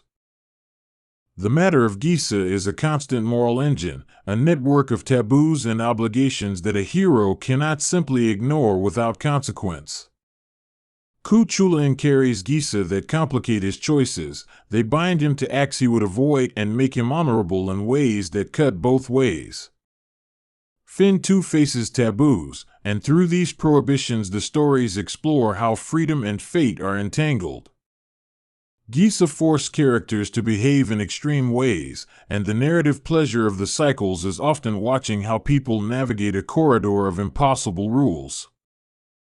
Heroic training in these cycles carries ritual and pedagogy that speak to a society that prized a certain toughness and competence. For the Fianna, training was communal and continuous, a daily calibration of skills and loyalty that prepared them to be the island's mobile justice. For Cuchulainn, apprenticeship included apprentices themselves and a series of trials that groomed him into being the unsurpassed martial presence he becomes. The way training is depicted reveals what the societies that produced the legends valued: agility of body, clarity of mind, and the willingness to accept an identity that often required sacrifice. Bards are the connective tissue of the cycles, the people who name and reshape events so they survive the harsh weather of centuries. They do not merely record, they interpret, embellish, and sometimes invent, and the texts we read and the songs we hear today pass through their lenses. In some stories, the bard can save a hero with a well-placed verse or damn him with a cutting line. Words are weapons as sharp as spears, and poetic reputation is part of the hero's armor. Thus the cycles are as much about narrative craft as about the deeds they narrate, and our modern hearing remains entangled with the choices of ancient singers. The manuscripts that preserve these tales carry a curious double life, scribes writing with Christian ink on the bones of pagan stories and often layering moral glosses atop raw, dangerous episodes. The Book of Leinster and the Liber na Huidre, among others, are repositories where the old tales were committed to vellum, often in a hurry and sometimes with an agenda. Monastic communities thus become unintentional archivists of popular lore, and the collision of Christian scribal culture with oral tradition creates versions of stories that are both preservations and transformations. These manuscripts are palimpsests of belief, and reading them is a negotiation with writers who felt compelled to tidy what they found in order to fit new contexts. Cuchulainn's final acts read like a tragic crescendo, a drawing together of personal loyalty, supernatural malediction, and human exhaustion. He defends Ulster in a series of bouts that showcase his unstoppable fury and his isolation, and the end comes in a tableau of haunting cruelty and inevitability. The image of him tied to a stone and facing the slow, ritualized end is one of those endings that feels both deserved by destiny and stolen from the tender human possibilities he might have had. In death as in life, he is a focus for questions about glory and cost, an embodiment of the way societies memorialize the violent necessities of their being. Finn's later years, told in fragments across time, carry their own melancholy, a figure of aging wisdom increasingly out of tune with a changing world. Oisin, his son, serves as a literary bridge, traveling to Tir na Nog and returning to find time has spun out into something unrecognizable. These moments are not mere nostalgia, they are meditations on cultural transition and the ache of being left behind by history. Finn's decline is a mirror to the cycles themselves as older story patterns cede prominence to new social forms. The cycles are full of women who are not merely love interests but powers in their own right, often representing sovereignty and the law, or offering paths that would change the hero's fate. Medbin the Ulster cycle is a queen whose appetite for power and desire provoke war and expose the brittle ties of heroic male honor. Bands of heroines, prophetic women, and cunning rivals weave through the tales, and their agency often directs the plot as decisively as any sword. There is no simple marginalization. Instead, female figures possess the capacity to bless, curse, and determine the course of kings and heroes. The theme of single combat is central, a ritualized way to resolve disputes that is as much about reputation and proof as it is about killing. Many moments hinge on it: a challenge at dawn, a hero stepping forward to meet a rival in measured violence, and the result deciding honor and territorial claims. These duels allow the storyteller to place the character under intense observation and to render character in concentrated form. It is a compression of narrative energy into a clash that both proves and tells the hero's identity. Cuchulain's relationship with his charioteer, Leg, and his loyal dog Liath Macha is part of how the tales humanize him. He is never entirely solitary because he depends on other beings who know him differently. The dog is not an accessory but a companion who shares in danger and death, and the loss of such animals is narrated with a concreteness that pierces. These smaller attachments keep the narrative from becoming purely archetypal. They remind listeners that the monstrous hero exists within a fabric of ordinary bonds. The narrative voice in the cycles frequently shifts between directness and ornate elaboration, a rhythm that suits listening as much as it suited performance. A tale might pause for a catalog of names, then plunge into a spare scene of violence, then soften into a lament that demands silence. This structural variety is part of why the material endured. It adapts to different audiences, moods, and lengths. The teller could expand or compress a story depending on whether the night was long and the guests were hungry for marvels or urgent and in need of moral quickness. Symbols and recurring motifs act as signposts across the cycles, rituals of return that help listeners recognize that they are in a coherent mythic world. The motif of the champion's single-mindedness, the idea of the fatal Hayas, the presence of the otherworld, these return like refrains in a song. Their repetition is not redundancy but a technique of anchoring, so that each variant story resonates within an established moral geography. When you hear these refrains, you locate the tale within a system of expectations and are invited to measure characters against them. The cycles also preserve social histories of a sort, residues of an older clan-structured society negotiating with the rise of kingship and the imposition of new legal codes. Tales encode notions of honor, hospitality, kinship obligations, and the ways disputes were managed in mobile, kin-based societies. Underneath the heroic glitter there are pragmatic concerns: how cattle are moved, how oaths are sworn, what constitutes shame. The stories are therefore not simply entertainment but a cultural manual, recited and corrected across generations. Oral tradition shapes the narratives into fluid beings. Motifs are portable and adapt to the teller's needs, changing names and circumstances to suit an audience. A bard could swap a character's origin, add a feat, adjust the tone depending on the politics of the moment. This mutability is why we find multiple versions of the same episode, not as contradictions but as variations on a theme. The song of a cycle is therefore polyphonic, a chorus where different versions resonate together and produce a richer effect. The Fenian cycle, centered on Finn and his band, has a particular appetite for episodes that emphasize travel, hunting, and the testing of wits.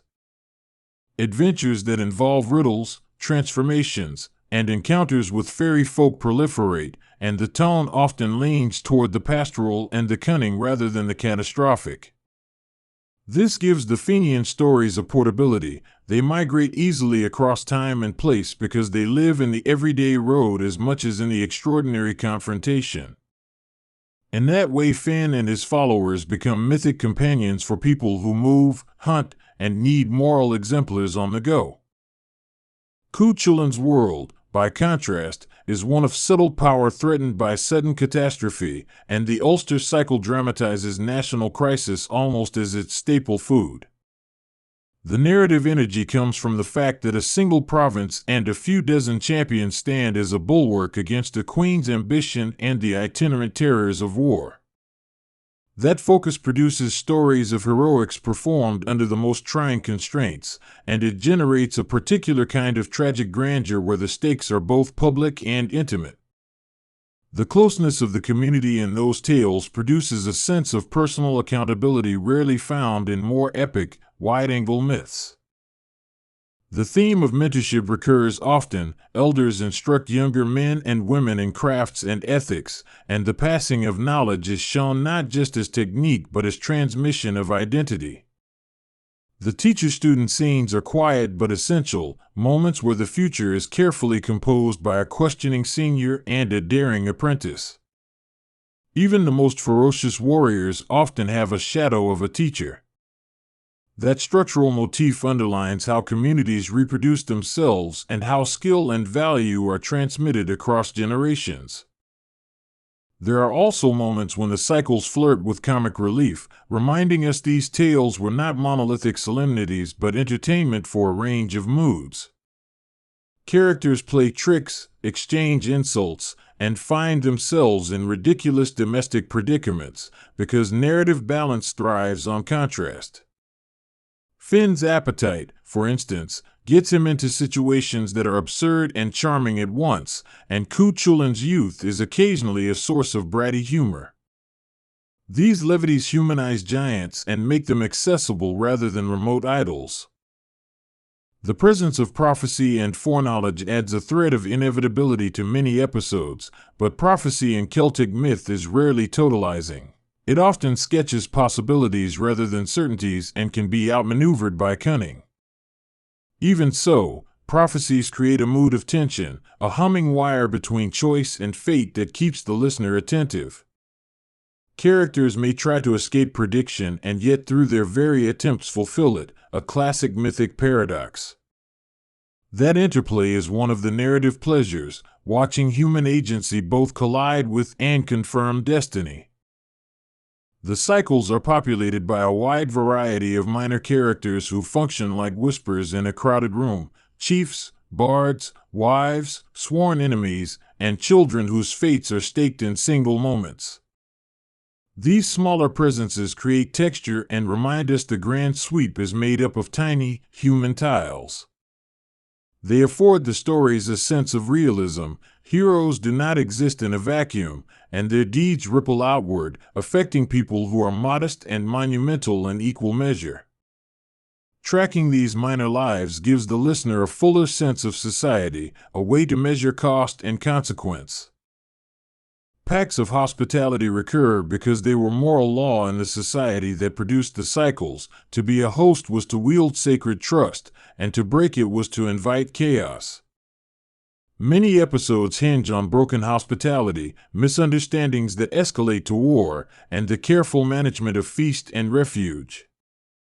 These scenes teach a lesson about interdependence, and they make territory and food into moral commodities.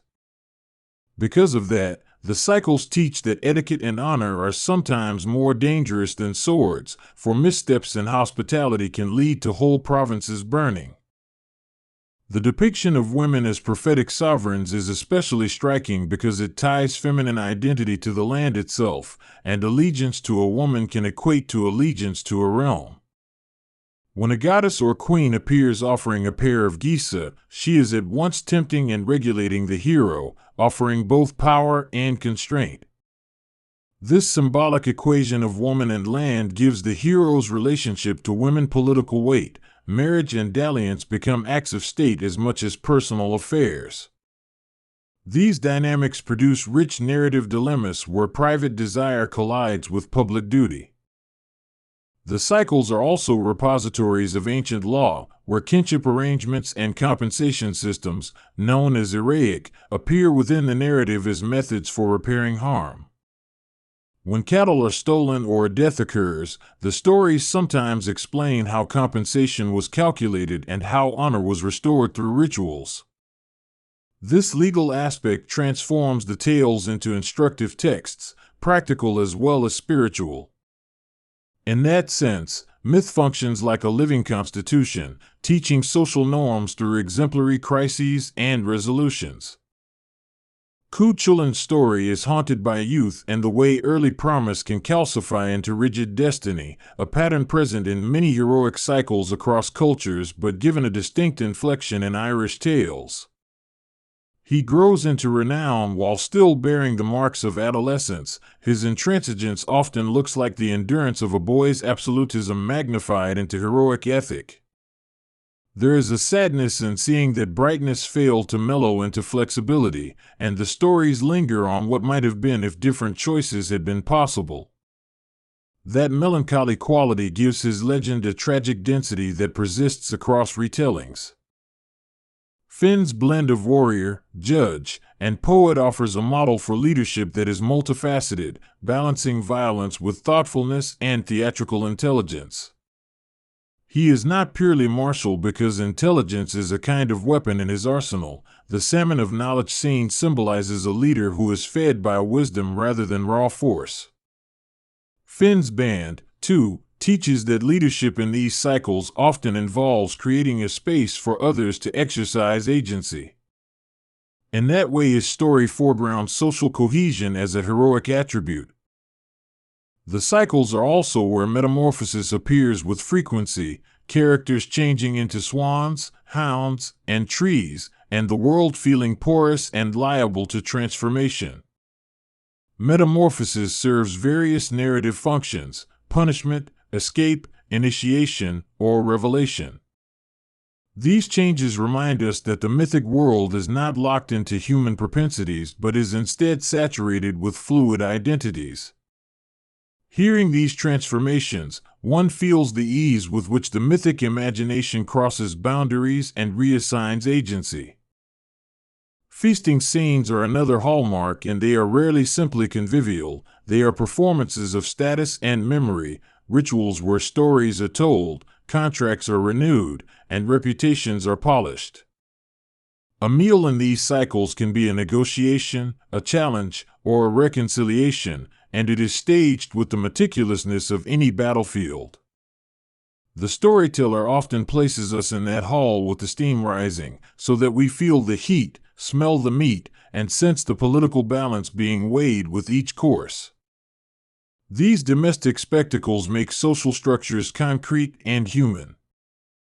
The legacy of these cycles extends beyond Ireland and into Scotland and the Isle of Man, where Gaelic culture carried variants of the same stories, adjusted to local landmarks and sensibilities.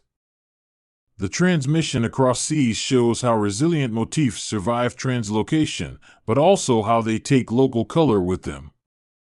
A Cuchulainn of Ulster may look slightly different in Scottish retelling, yet the core resonances of duty and tragic valor remain. That cross-cultural movement demonstrates the adaptiveness of legend and the way communities make myth their own. Christianization altered the cycles by reframing some figures as sinners or saints, by interpreting magical elements through theological lenses, and sometimes by excising what seemed excessive. Nevertheless, instead of obliterating the older tales, Christian scribes often preserved them, albeit with edits that reveal as much about medieval clerics as they do about pagan practice. This process left a layered cultural product in which older beliefs and newer morals interlock, sometimes uneasily but often in ways that preserve the vitality of the original stories. To read these tales is to move through a palimpsest of faiths and priorities. The cycles also contain an ethical ambiguity that resists simple moralizing. Heroes do cruel things for reasons that are sometimes stated and sometimes left to the listener's judgment. The narratives do not always deliver comfort, They leave open the question of whether the ends justify the means, whether honor can absolve certain transgressions. This moral tension is part of the longevity of the material, because it mirrors the complexity of real human life. It invites the audience to think and feel in ways that are not tidy but are enduring. The role of fate and personal choice creates a constant tension that animates the drama of both Cuchulainn and Finn. Sometimes their paths appear fixed, a slow uncoiling of inevitable events. At other times, a single decision redirects the course of many lives.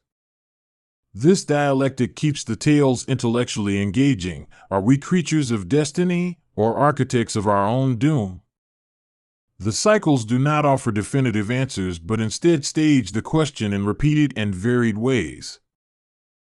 Comparative myth reveals parallels with other Indo-European traditions, where warrior ethics, sacred kingship, and otherworld journeys are common. Yet Celtic cycles have unique formal qualities, a fondness for landscape as companion, an elasticity with time, and a social focus that celebrates deeds in community contexts. These features give Celtic myth a distinctive temper, one that feels simultaneously local and cosmopolitan. It is as if the stories formed a compact between the island and its inhabitants, a shared mythology that knows the topography intimately and shapes itself accordingly. The performative aspect of the cycles also matters. These were stories told in halls by people whose professional identity was to keep the past alive. The idea of an audience shaping the tale cannot be overstated. Tales were extended, truncated, and reworked in dialogue with listeners whose reactions could alter emphasis and content. A tale could be tailored to flatter a patron or to teach a moral, and the dynamic between storyteller and audience keeps the material alive and responsive. Oral performance means these stories were communal experiments as much as they were narratives. Many versions of episodes differ in detail but converge in spirit, suggesting that the cycles were less about fixed scripts and more about motifs that could be rearranged. This fluidity is one reason modern scholars find the cycles both rich and frustrating. There is rarely a single authoritative version to point to. Yet that plurality is also their power, because it allows the cycles to adapt and to speak differently to different times. The variations are the myth's lifeblood, ensuring that it never becomes fossilized. Cuchulainn and Finn appear in both brutal and tender scenes, a duality that prevents them from being simple archetypes and instead makes them humanly complicated. Both are capable of acts that are noble and acts that are devastating, and the stories do not insist that one outweigh the other. Listening to their lives is like listening to a conversation that refuses easy closure. You are invited into a moral theater where the props are accordingly ambiguous. That ambiguity keeps the cycles morally interesting and artistically compelling. The cycles also teach about memory and commemoration, with funeral rites and laments playing a crucial role in how communities process loss and glorify the dead. These rituals are not mere conclusion, they are acts of social reorganization that reinforce bonds and write the ledger of honor. The composition of laments is an art in itself, and in these moments the voice of the poet can transform a fallen man into an enduring symbol. Through such ceremonial memory, heroes continue to instruct the living. The motifs of exile and return recur, particularly in Finn's narratives, emphasizing how separation from the familiar world is a test of mettle and perspective. Return then becomes a form of revelation, often showing that time has altered the social fabric and that personal identity must be renegotiated. Oisin's return from Tir na Nog is a classic case, a parable about cultural and personal displacement. These stories have modern resonance because they reflect the psychological truth of change and the bittersweet reality of coming back to something altered. Music and poetry are woven into the cycles as constitutive elements, and the tales, song can soothe beasts, raise armies, or break hearts. The figure of the filly, or poet, is powerful and dangerous because words have pragmatic force. An insult could instigate a war as readily as a sword could. The cycles thus legitimize verbal arts as forms of social power.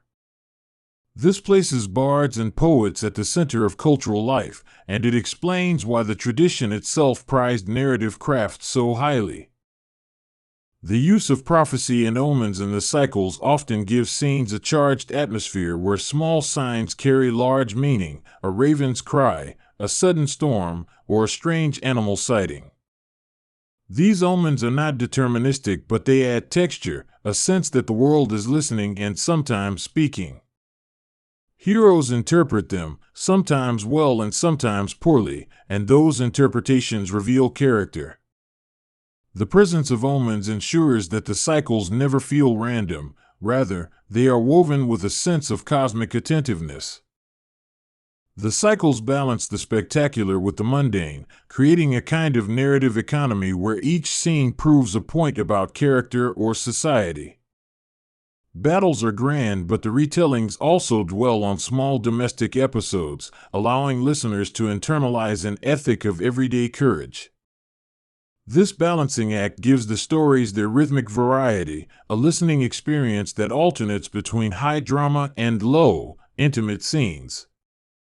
It is what makes the cycles suitable for oral performance across long evenings. Cuchulain's final battle, where he kills without satisfaction and dies without triumph, reads like a meditation on the futility of glory. Finn's saga of aging and memory is a meditation on continuity and loss, a different angle on the same human anxieties.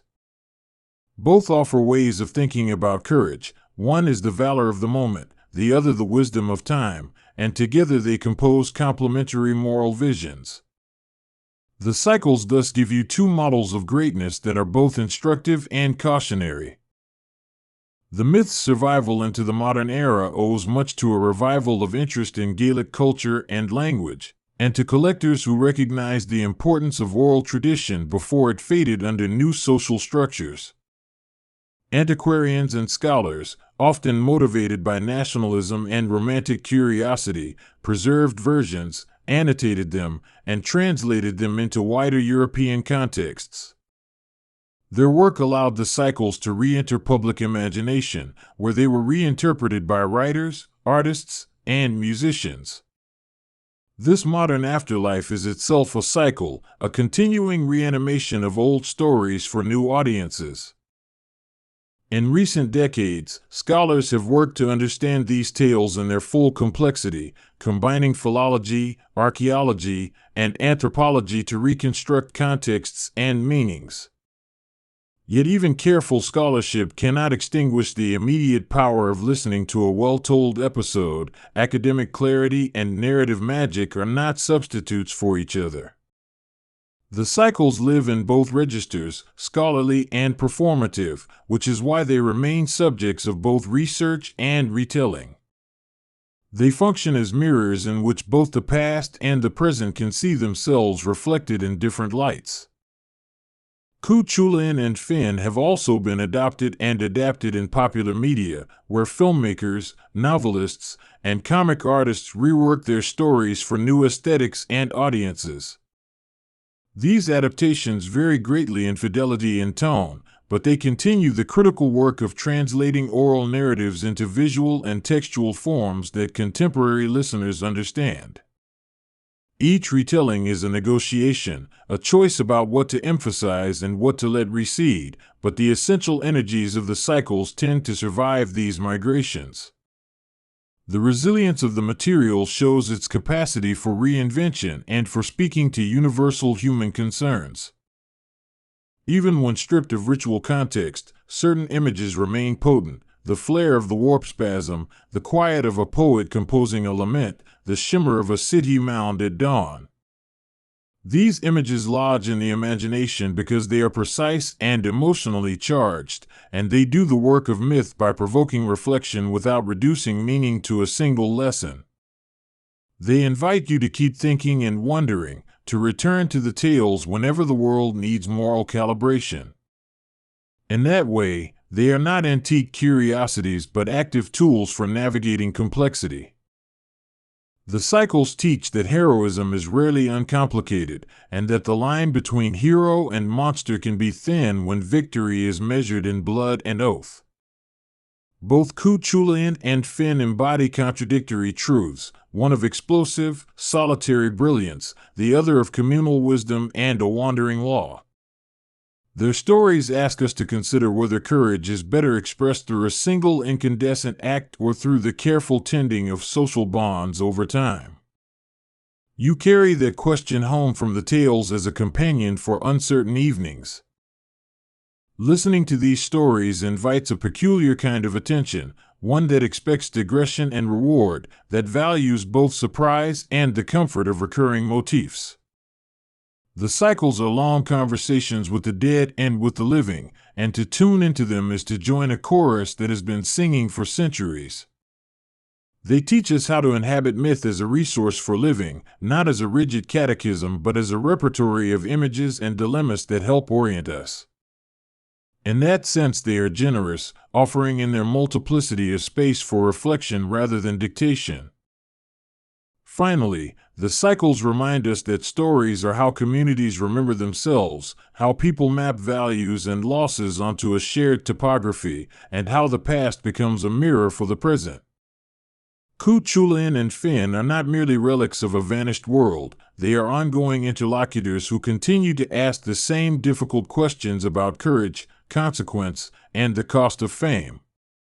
If you drive on, hearing these names in your mind, the road will look different. You may see mounds and streams as places of attention rather than mere scenery, the landscape stamped with echoes of choices made long ago. That resonance is the gift the cycles offer us, a way to measure ourselves against stories that endure because they speak to what it means to be human across time. The rain that falls on the western edge of the British Isles seems older there, as if each drop carries memory. It is impossible to talk about Celtic mythology without first feeling the land, because the myths grew like moss on stone, shaped by wind and salt and the long light that drifts across bog and headland.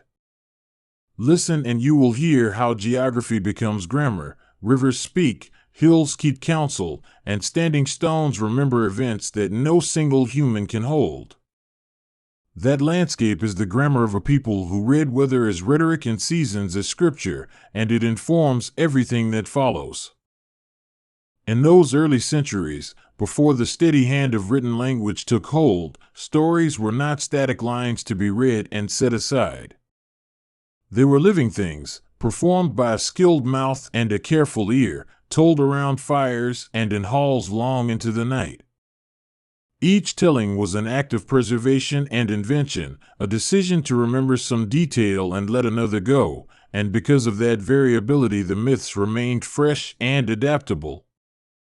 The bards and seers, the storytellers whose craft governed memory, were guardians of communal history and imagination at once.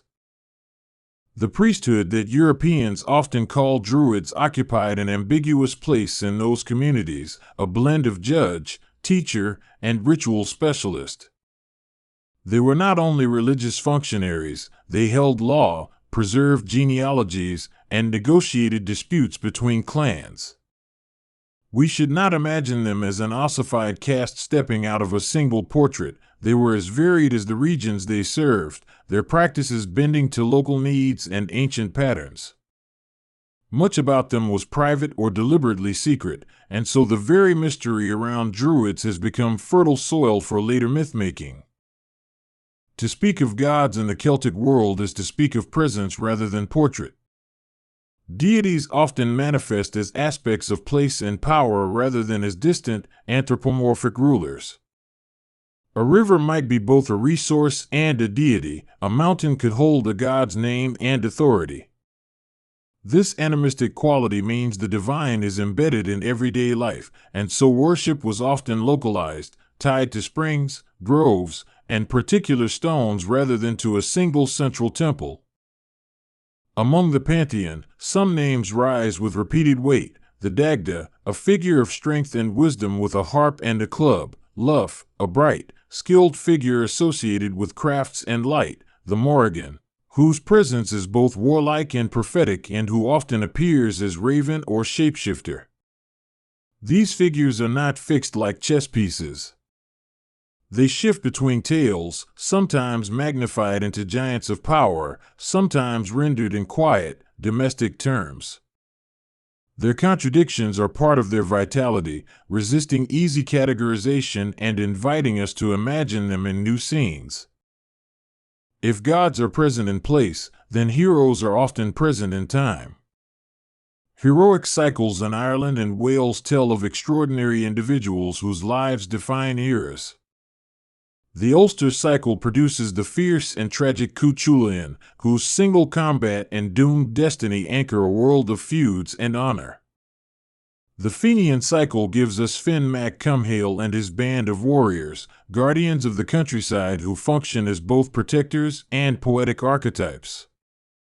These heroes perform the ethics of a society through embodied stories of bravery, folly, loyalty, and transgression.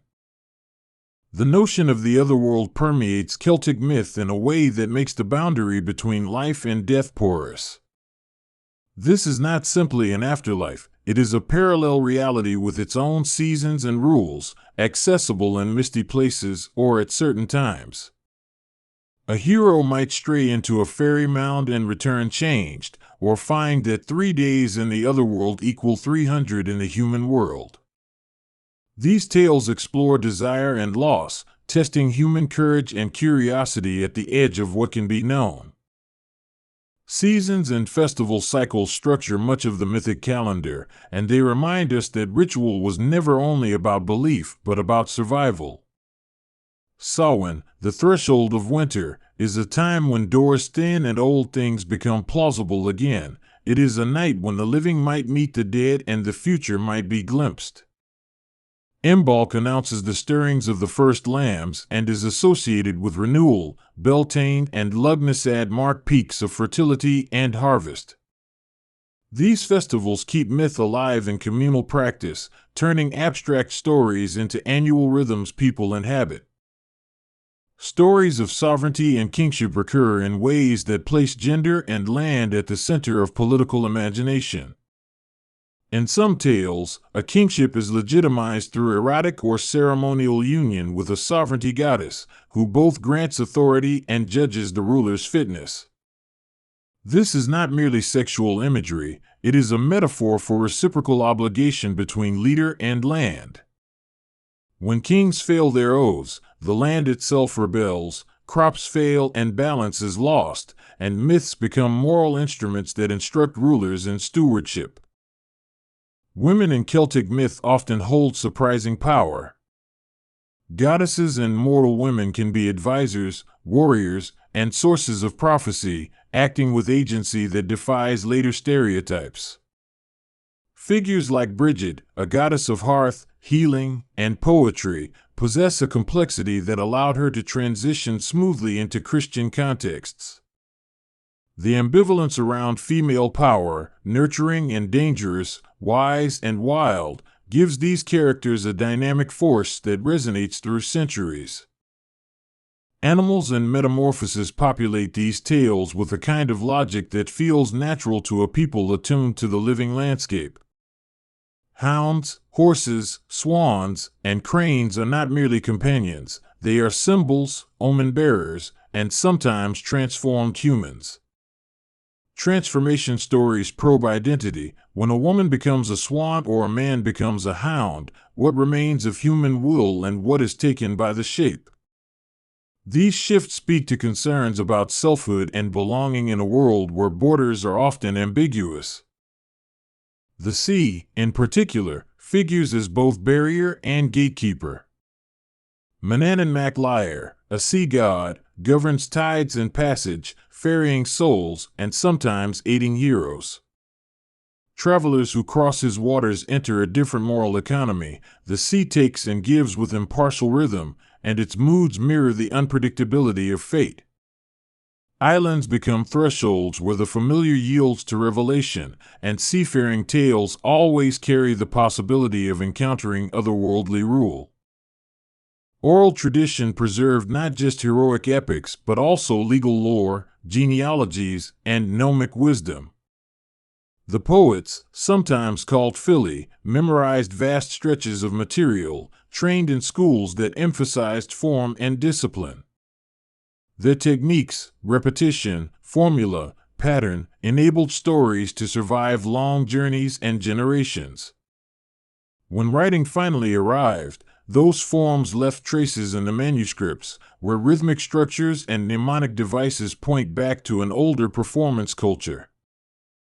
With the coming of Christianity to these islands, myth and faith entered into a complex dialogue rather than a simple replacement. Missionaries and monks did not wipe the slate clean. They often engaged with local belief, reworking it, reinterpreting it, and absorbing it. Saints' lives sometimes echo older myths, with holy wells and sacred springs placed in continuity with prior cults.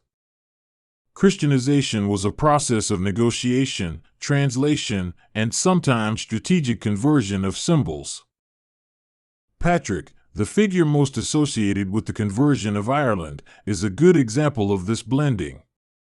His life as told in early hagiographies mixes missionary zeal with resonances of older heroic tales, journeys into wilderness, confrontations with spirits, and the sanctification of pagan spaces. The narrative strategy is clear: present Christianity as the inheritor, and even the fulfiller, of older spiritual energies. Yet this was neither seamless nor total, and many pockets of older practice persisted alongside monastic Christianity. Monasteries became unexpected repositories of secular lore. Scriptoria in the early medieval period labored over Bibles, psalters, and saints' lives, but they also copied poems, genealogies, and tales. The famous manuscripts, the Book of Kells, the Book of Leinster, the Book of the Dun Cow, are not only religious artifacts but also palimpsests where older oral materials were committed to parchment. The manuscript marginalia, the doodles and strange animals in the borders, seem like echoes of a different imagination at work within the monastery walls. Christianity offered new cosmological language, but it could not erase the older map of sacred space. Holy wells became Christianized through the invocation of saints, placating old spirits with new names. Pilgrimage routes sometimes trace older cycles of movement, and the notion of holy days overlapped with the festival calendar. This continuity made conversion more acceptable and created a hybrid religious landscape in which neither the old nor the new was entirely dominant. The written tales that survive to us often come to us as layered texts, sites where pagan motifs sit beside Christian commentary. A hero might perform an act that originally involved a goddess, now interpreted as a miracle under a saint's guidance. Monastic scribes sometimes rewrote lines to fit doctrinal needs, but they also preserved what they could not fully domesticate. So when we read myths in medieval manuscripts, we are often reading conversations across centuries. Language itself preserves memory. Place names tell us where important sites stood and which deities or ancestors were once honored. Rivers and hills keep linguistics ghosts in their names, and etymology can act like a metal detector for lost cults. Even when the old words become obscured or their meanings shift, the linguistic residues remain like palimpsest marks indicating what once mattered to people on the ground. Archaeology offers another layer of evidence, a material witness to practices that texts only hint at. Excavated ritual sites, hoard deposits, and grave goods reveal patterns of votive offering, feasting, and the treatment of the dead. Standing stones and enclosures show us the choreography of ritual space, where processions and gatherings might have moved in prescribed ways. These remains don't narrate their own stories, but they give texture and constraint to the narratives preserved in writing and oral memory.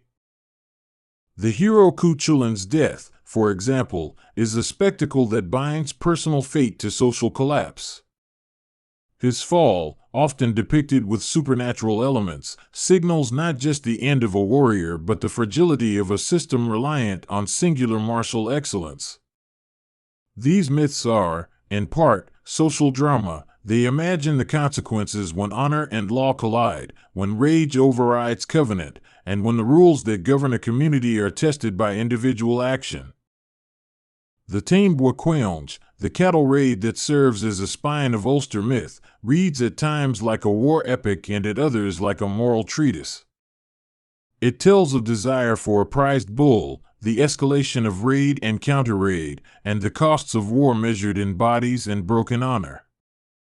Yet within its blood and boasting are subtler scenes of hospitality, law, and the complex rituals and honor culture required. Such tales educate as well as entertain. They encode modes of behavior for listeners who might be young warriors or elder judges. In Welsh myth, the Mabinogion presents a different but related sensibility, where courtly tales and otherworldly journeys braid together. The four branches of the Mabinogi mix family drama, enchanted islands, and prophetic speech, creating a tapestry where magic is ordinary and politics are personal. The Welsh corpus shares themes with Irish tales, sovereignty, otherworldly female figures, heroic contest, but the texture and tone differ, reminding us that Celtic is not a single voice but a chorus of regional dialects and historical circumstances. Legends about Finn Mac Cumhale and the Fianna carry a poetic sensibility that values wisdom as much as muscle. Finn's fame often stems from his encounter with the salmon of knowledge, a fish that confers prophetic intelligence. This tale merges the sensory with the cognitive, suggesting that a hero's wisdom comes from encounter and ingestion of the world's mysteries as much as from formal teaching. Such stories argue that knowledge is embodied and arises from the interplay of curiosity and risk. Mythic cycles also bear traces of historical memory, for events and figures sometimes correspond to real, if distant, social processes. The so-called historical cycle of Ireland reflects the friction between small kingships and larger polities, and the myths can encapsulate memory of migrations, wars, and social change. Yet myth reshapes these memories, investing them with archetypal significance so that a clan's past becomes a template for present identity. As time moved forward, poets and scholars in the Middle Ages treated these tales with both reverence and analytic curiosity. Glossators annotated the texts, explaining obscure names and situations, and sometimes trying to rationalize fantastic elements. Their glosses show us how medieval readers understood these stories within contemporary frameworks, often interpreting mythic figures as distant kings or legendary ancestors. This layer of interpretation becomes part of the story's afterlife, evidence of its ongoing negotiation. The arrival of Norman and later English power in Ireland and Wales introduced new pressures on language and culture, forcing myths into new contexts. Translation efforts, sometimes crude and sometimes artful, brought stories to English-speaking audiences but at the cost of nuance. Yet those translations also opened the door to a wider fascination with Celtic as an exotic, romantic category, a fascination that would take on particular forms in the centuries to come. By the time of the Renaissance and then the Romantic era, Celtic mythology found eager readers and writers who sought pre-Christian spiritualities and wild landscapes. Poets and antiquarians collected fragments and fashioned them into national histories, sometimes with political aims.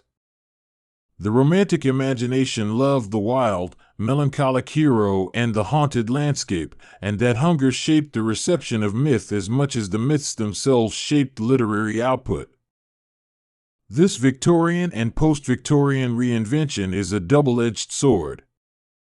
On the one hand, it rescued many stories from obscurity, producing editions and translations that preserved texts for modern readers. On the other hand, it often exoticized and simplified, flattening local differences into a single coherent tradition that never truly existed in that form. The construction of an ideal Celtic past became a resource for national movements, but it also created stereotypes that modern scholarship has worked to correct. The Gaelic revival at the turn of the 20th century aimed to restore language, literature, and pride in indigenous culture, and myth played a central role in that effort. Writers like W.B. Yeats drew on Irish folklore and legend for poetic inspiration, transforming oral tales into modern art. Yeats and his contemporaries were not simply antiquarians, they were cultural actors seeking to rebuild a sense of identity tied to mythic memory, though their reconstructive impulses sometimes blended authenticity with artistic invention. Folklore studies emerged as a discipline, attempting to record and classify the vast outpouring of oral traditions that survived in rural pockets. Collectors gathered songs, fairy stories, and customs, sometimes with an ethnographic eye and sometimes with romantic nostalgia. Their work preserved practices that might otherwise have vanished and provided raw material for both academic study and artistic reuse. In villages and hearths, mythic motifs continued to circulate in transformed, domesticated forms. One of the most pervasive survivals of pagan practice is the cult of sacred wells and holy springs. People still visit these places for healing and luck, tying cloth or ribbon to nearby bushes as offerings and leaving coins in the water. These rituals are often interpreted by Christian frameworks through the intercession of saints, but the gestures echo older votive acts. The continuity of this practice shows how ritual form can persist even when theological meaning shifts. Another form of continuity is found in folk customs attached to the agricultural year. Certain songs, games, and processions tied to sowing and harvest still bear the imprint of older rituals meant to ensure prosperity. Even when participants no longer verbalize the old cosmologies, the actions carry conservative force, shaping timing and community expectations. Ritual, in this sense, becomes a store of cultural memory that outlives doctrinal shifts. Mirrors of the past appear in material culture as well. Jewelry, designs, and iconography often resurrect older motifs in new media. Celtic knotwork and animal interlace, for example, were decorative languages that communicate ideas about continuity, interconnection, and the unending cycle. The revival of these patterns in modern art and fashion shows the lasting visual power of mythic aesthetics, which can be detached from their original narrative contexts and still communicate a sense of antiquity. Music has always been an effective transmitter of mythic feeling, and traditional tunes often accompany tales and songs that recall legendary figures. Instruments like the harp have mythic associations as well, linked to gods and kings who used music to enchant and to regulate the social order. In modern times, folk revivals and popular musicians have reimagined ancient melodies and texts, blending them with contemporary pleasures and politics. There is also a darker strain in many of these stories, an unflinching look at mortality and loss. Heroes die in ways that matter, not only for spectacle but to teach listeners how to grieve and how to find meaning in defeat. The Morrigan's prophecies and the tragic ends of warriors teach communities about inevitability and the costs of hubris. In that sense, myth functions as a repository for existential reflection, a way for listeners to rehearse emotions around death and destiny in a contained imaginative space. When Christianity solidified institutional power, some of these mythic themes found new outlets in liturgy and local devotion.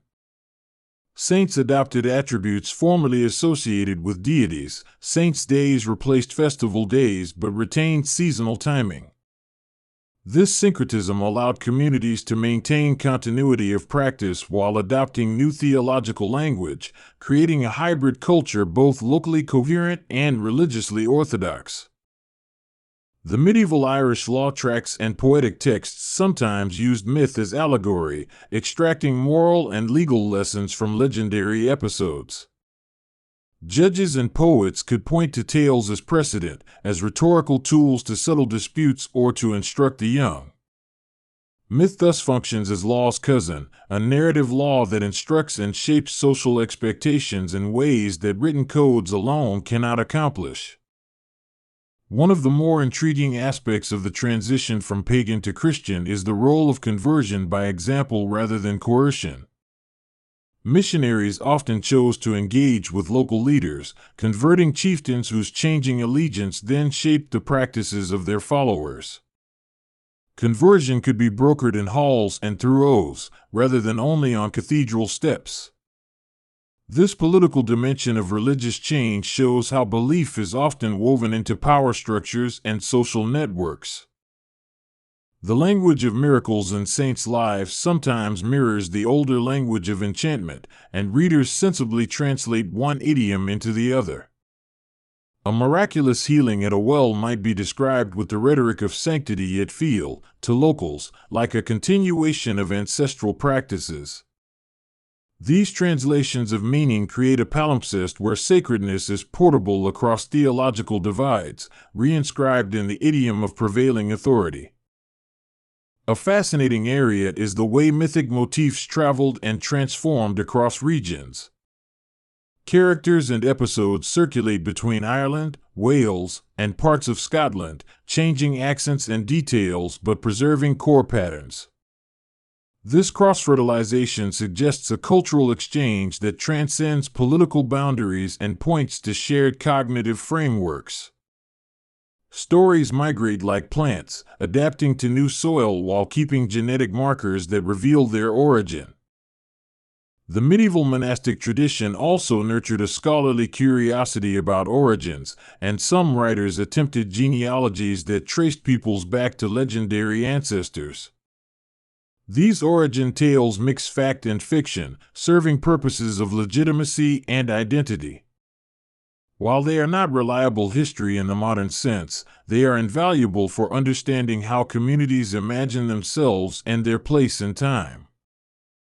As the modern academic disciplines of folklore, philology, and archaeology matured, they offered tools to disentangle layers of myth and provenance. Comparative linguistics revealed links between Celtic languages and other Indo-European tongues, while archaeology provided dates and material contexts. These sciences do not collapse myth into data, rather, they offer ways to situate storylines within human, economic, and environmental histories, enriching our appreciation rather than displacing the narrative enchantment. Comparative work also reveals motifs that seem to reach beyond Celtic boundaries: the divine triple, the recurring number 3, contests of sovereignty, and cyclical time. These patterns fit into broader human tendencies to create meaning via rhythm and repetition. Yet the Celtic expression of these patterns remains distinct and shaped by specific landscapes, social structures, and linguistic habits. Even today, people imagine Celtic myth in personal ways.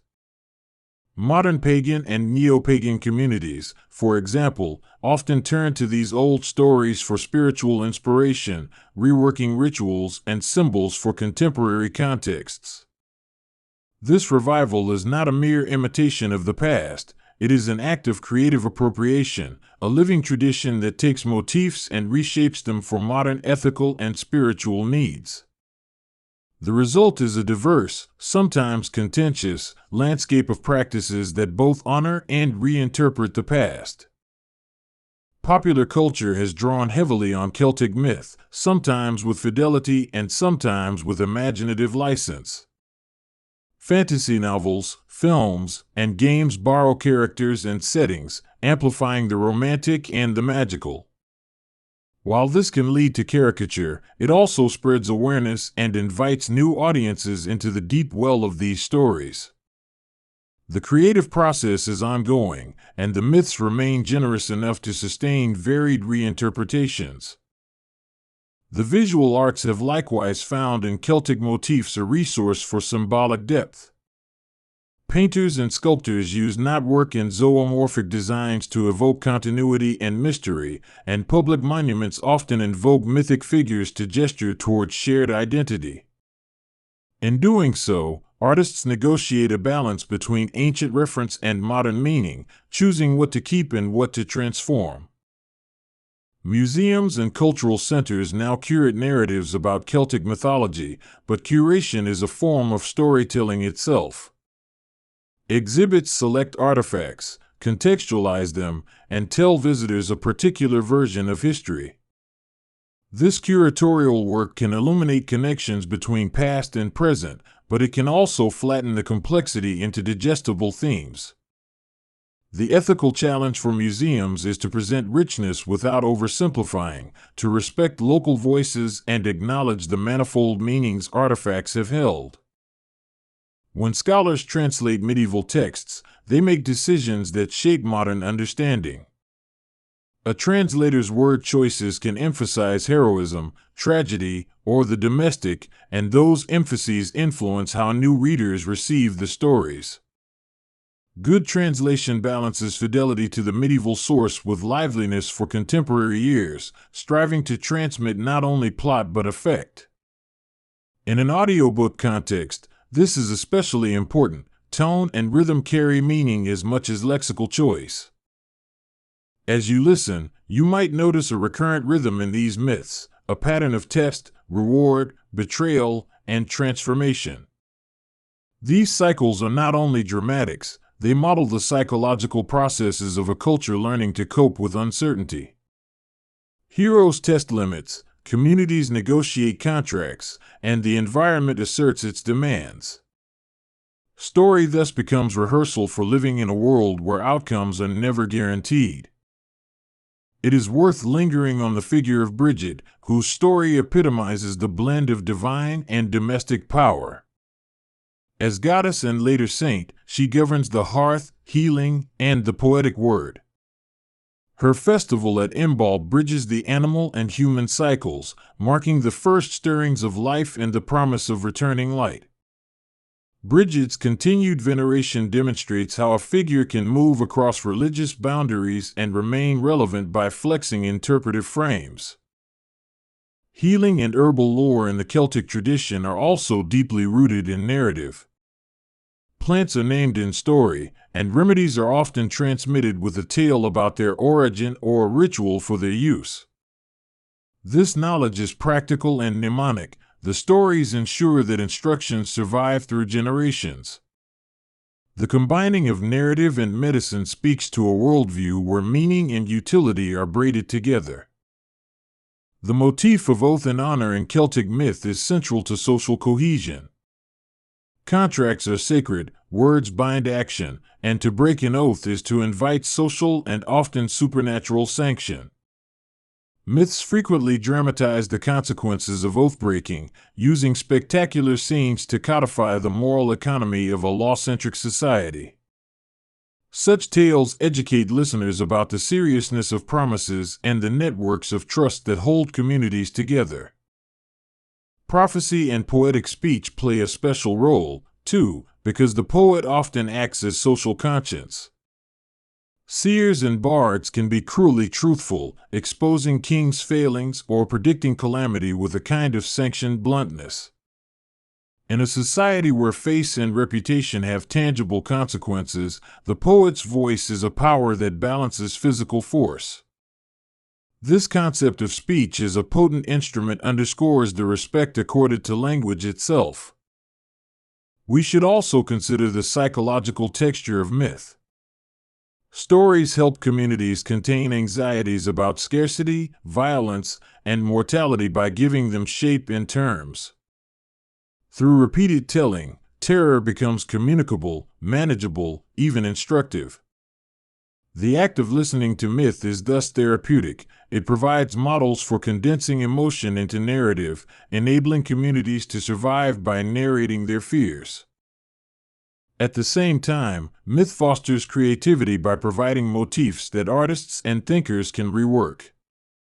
The shape-shifting goddess, the perilous sea, the heroic death, these narrative elements can be recomposed into new forms that speak to different ages.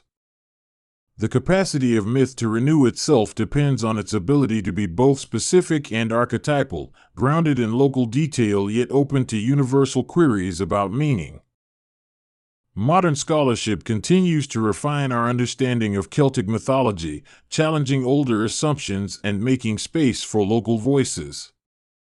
Feminist readings, post-colonial critiques, and interdisciplinary approaches complicate tidy narratives and invite us to listen harder. These perspectives do not diminish myth, they enrich it, revealing the political and social dimensions embedded in stories once read as mere entertainment or quaint folklore. The role of language preservation is central to this ongoing work. Reviving and sustaining Gaelic and Welsh languages fosters a deeper connection to the stories that originated in those tongues. Language carries idiom and rhythm, metaphors and puns that lose resonance in translation, and so linguistic revival is not only a cultural project but also a hermeneutic one. When people speak their ancestral languages again, they encounter old tales with new fluency and intimacy. Legal histories and land records sometimes align with mythic landscapes, and careful reading of both can yield insights into how communities thought about territory and right. Boundaries marked by stones and rivers are often accompanied by stories that sanctify them, making property not only a matter of law but of sacred story. Thus, myth acts as a form of territorial rhetoric, shaping how people relate to the ground they share. One surprising field of encounter is environmentalism, where mythic respect for the land offers ethical frameworks for conservation. Stories that personify rivers and forests encourage attitudes of stewardship, portraying exploitation as sacrilege. While myths alone cannot resolve modern ecological crises, they provide imaginative resources for thinking about human obligations to non-human life and for cultivating care that is mythically informed and practically actionable. Another living legacy is found in place-based festivals that reenact or recall mythic themes.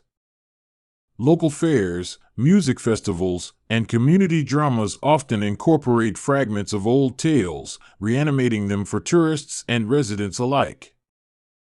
These events can amplify local pride and be engines of cultural transmission, though they also run the risk of commodifying tradition. The challenge is to create spaces where authenticity and innovation can coexist in mutual respect.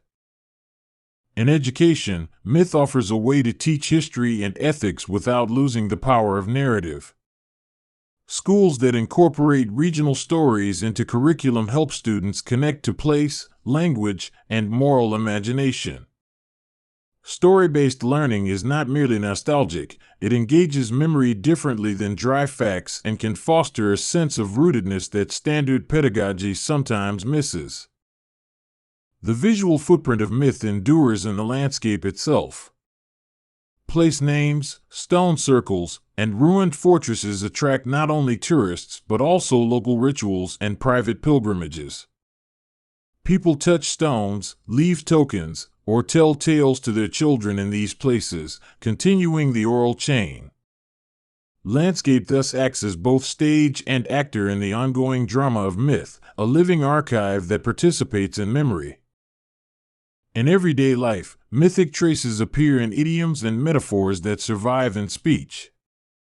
Expressions that refer to legendary figures or episodes encode historical attitudes and values in casual conversation.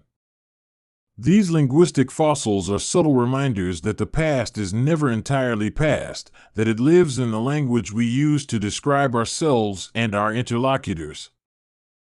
The international interest in Celtic myth has led to an exchange of ideas between diaspora communities and homeland cultures. Immigrants carried tales across oceans, where they mixed with local myths and transformed again. The Irish in North America, for example, kept songs and stories alive in new social contexts, preserving cultural identity while also adapting narratives to different experiences of place and power. Contemporary writers continue to mine Celtic mythology for themes of belonging and alienation, using its motifs to explore modern identities. The mythic past offers ways to ask old questions in new phrases. What does it mean to be rooted, to be honorable, to be in relation to the land and to others? Authors turn these questions into novels, poems, and plays, expanding the conversation beyond scholarly debate into the shared cultural imagination. Film and television have their own tactics for translating myth, often prioritizing visual spectacle over subtlety but sometimes succeeding in conveying the emotional core of a tale. A mountaintop transformed into an otherworldly realm, a fog that swallows a hero, a horn that signals doom, these images resonate because they tap into archetypal scenes preserved in the oral tradition.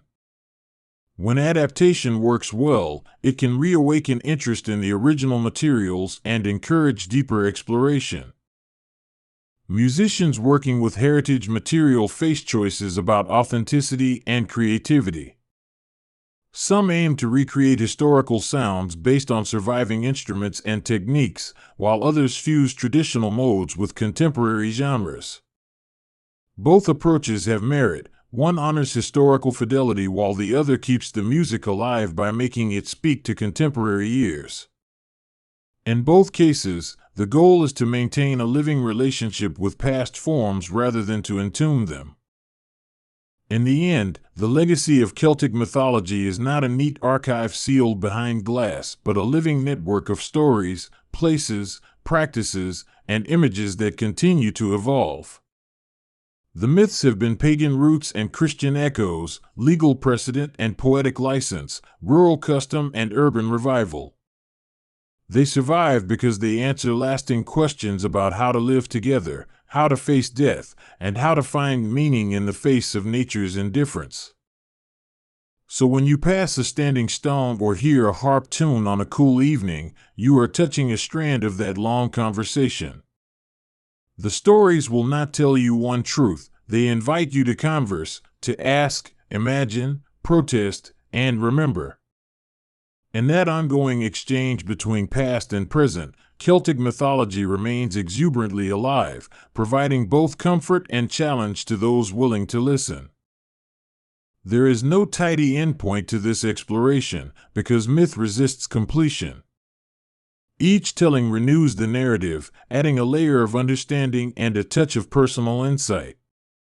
The legacy of Celtic mythology is therefore both ancient inheritance and contemporary work in progress, a tradition that keeps opening into new rooms of meaning even as it preserves its oldest echoes. Listen again to the wind sweeping across the moor, and you can almost hear the bards tuning their harps. Myth is a sound that travels, shaped by the mouths that give it voice and the ears that receive it. Across centuries of change, those sounds have adapted, persistently reminding us that stories are not merely pastimes but the ways societies learn to be themselves. And so the final note is not an ending but an invitation, to wander the landscape of myth with curiosity, to examine the places where pagan rites braided into Christian liturgy, to notice how an old well takes on a saint's name and how a feast day becomes a parish holiday. These are the living traces of a complex process of cultural survival and transformation, and they remain available to anyone willing to look and listen patiently. As you drive along modern roads that cut across ancient paths, remember that beneath asphalt and hedgerow lie countless untold stories. The countryside keeps its secrets in place names, in hedges, and the curve of a river that once held a god's name. Those secrets are not locked. They offer themselves to the attentive, the imaginative, and the respectful, and in that attention the myths continue to breathe. To study them is to develop a certain patience, an ear for cadence, and a willingness to accept contradiction. Celtic mythology moves in loops rather than straight lines, returning to motifs and reforming them. It refuses final reduction, preferring instead to be a living archive of communal attention, a method by which people maintain coherence in a changing world. And perhaps the most human lesson is that myth teaches us how to live with uncertainty. The stories are full of sudden reversals and ambiguous fates, and they repeatedly insist that courage, hospitality, and cleverness are not guarantees against misfortune but ways to make living meaningful. In that fragile rehearsal, we find resources for our own uncertain times, a set of imaginative tools for grappling with change. The echoes of Celtic mythology are audible in ritual and language, in law and music, in landscape and literature. They are both the roots and the rhizomes of a cultural life that has persisted through conversions, invasions, revivals, and reinventions. That endurance teaches us that myth is not a relic but an ongoing conversation about what matters in human life and how communities pass meaning forward. So keep listening. This long conversation is not finished, and every reader and listener adds a voice. By engaging with these myths, we participate in a tradition that has always been communal, a chorus of many voices asking what it means to be human in a world that is at once beautiful and indifferent. That is the living legacy of Celtic mythology, a web of stories that binds past to present, sacred to secular, pagan roots to Christian echoes, always open to new interpretation and new life.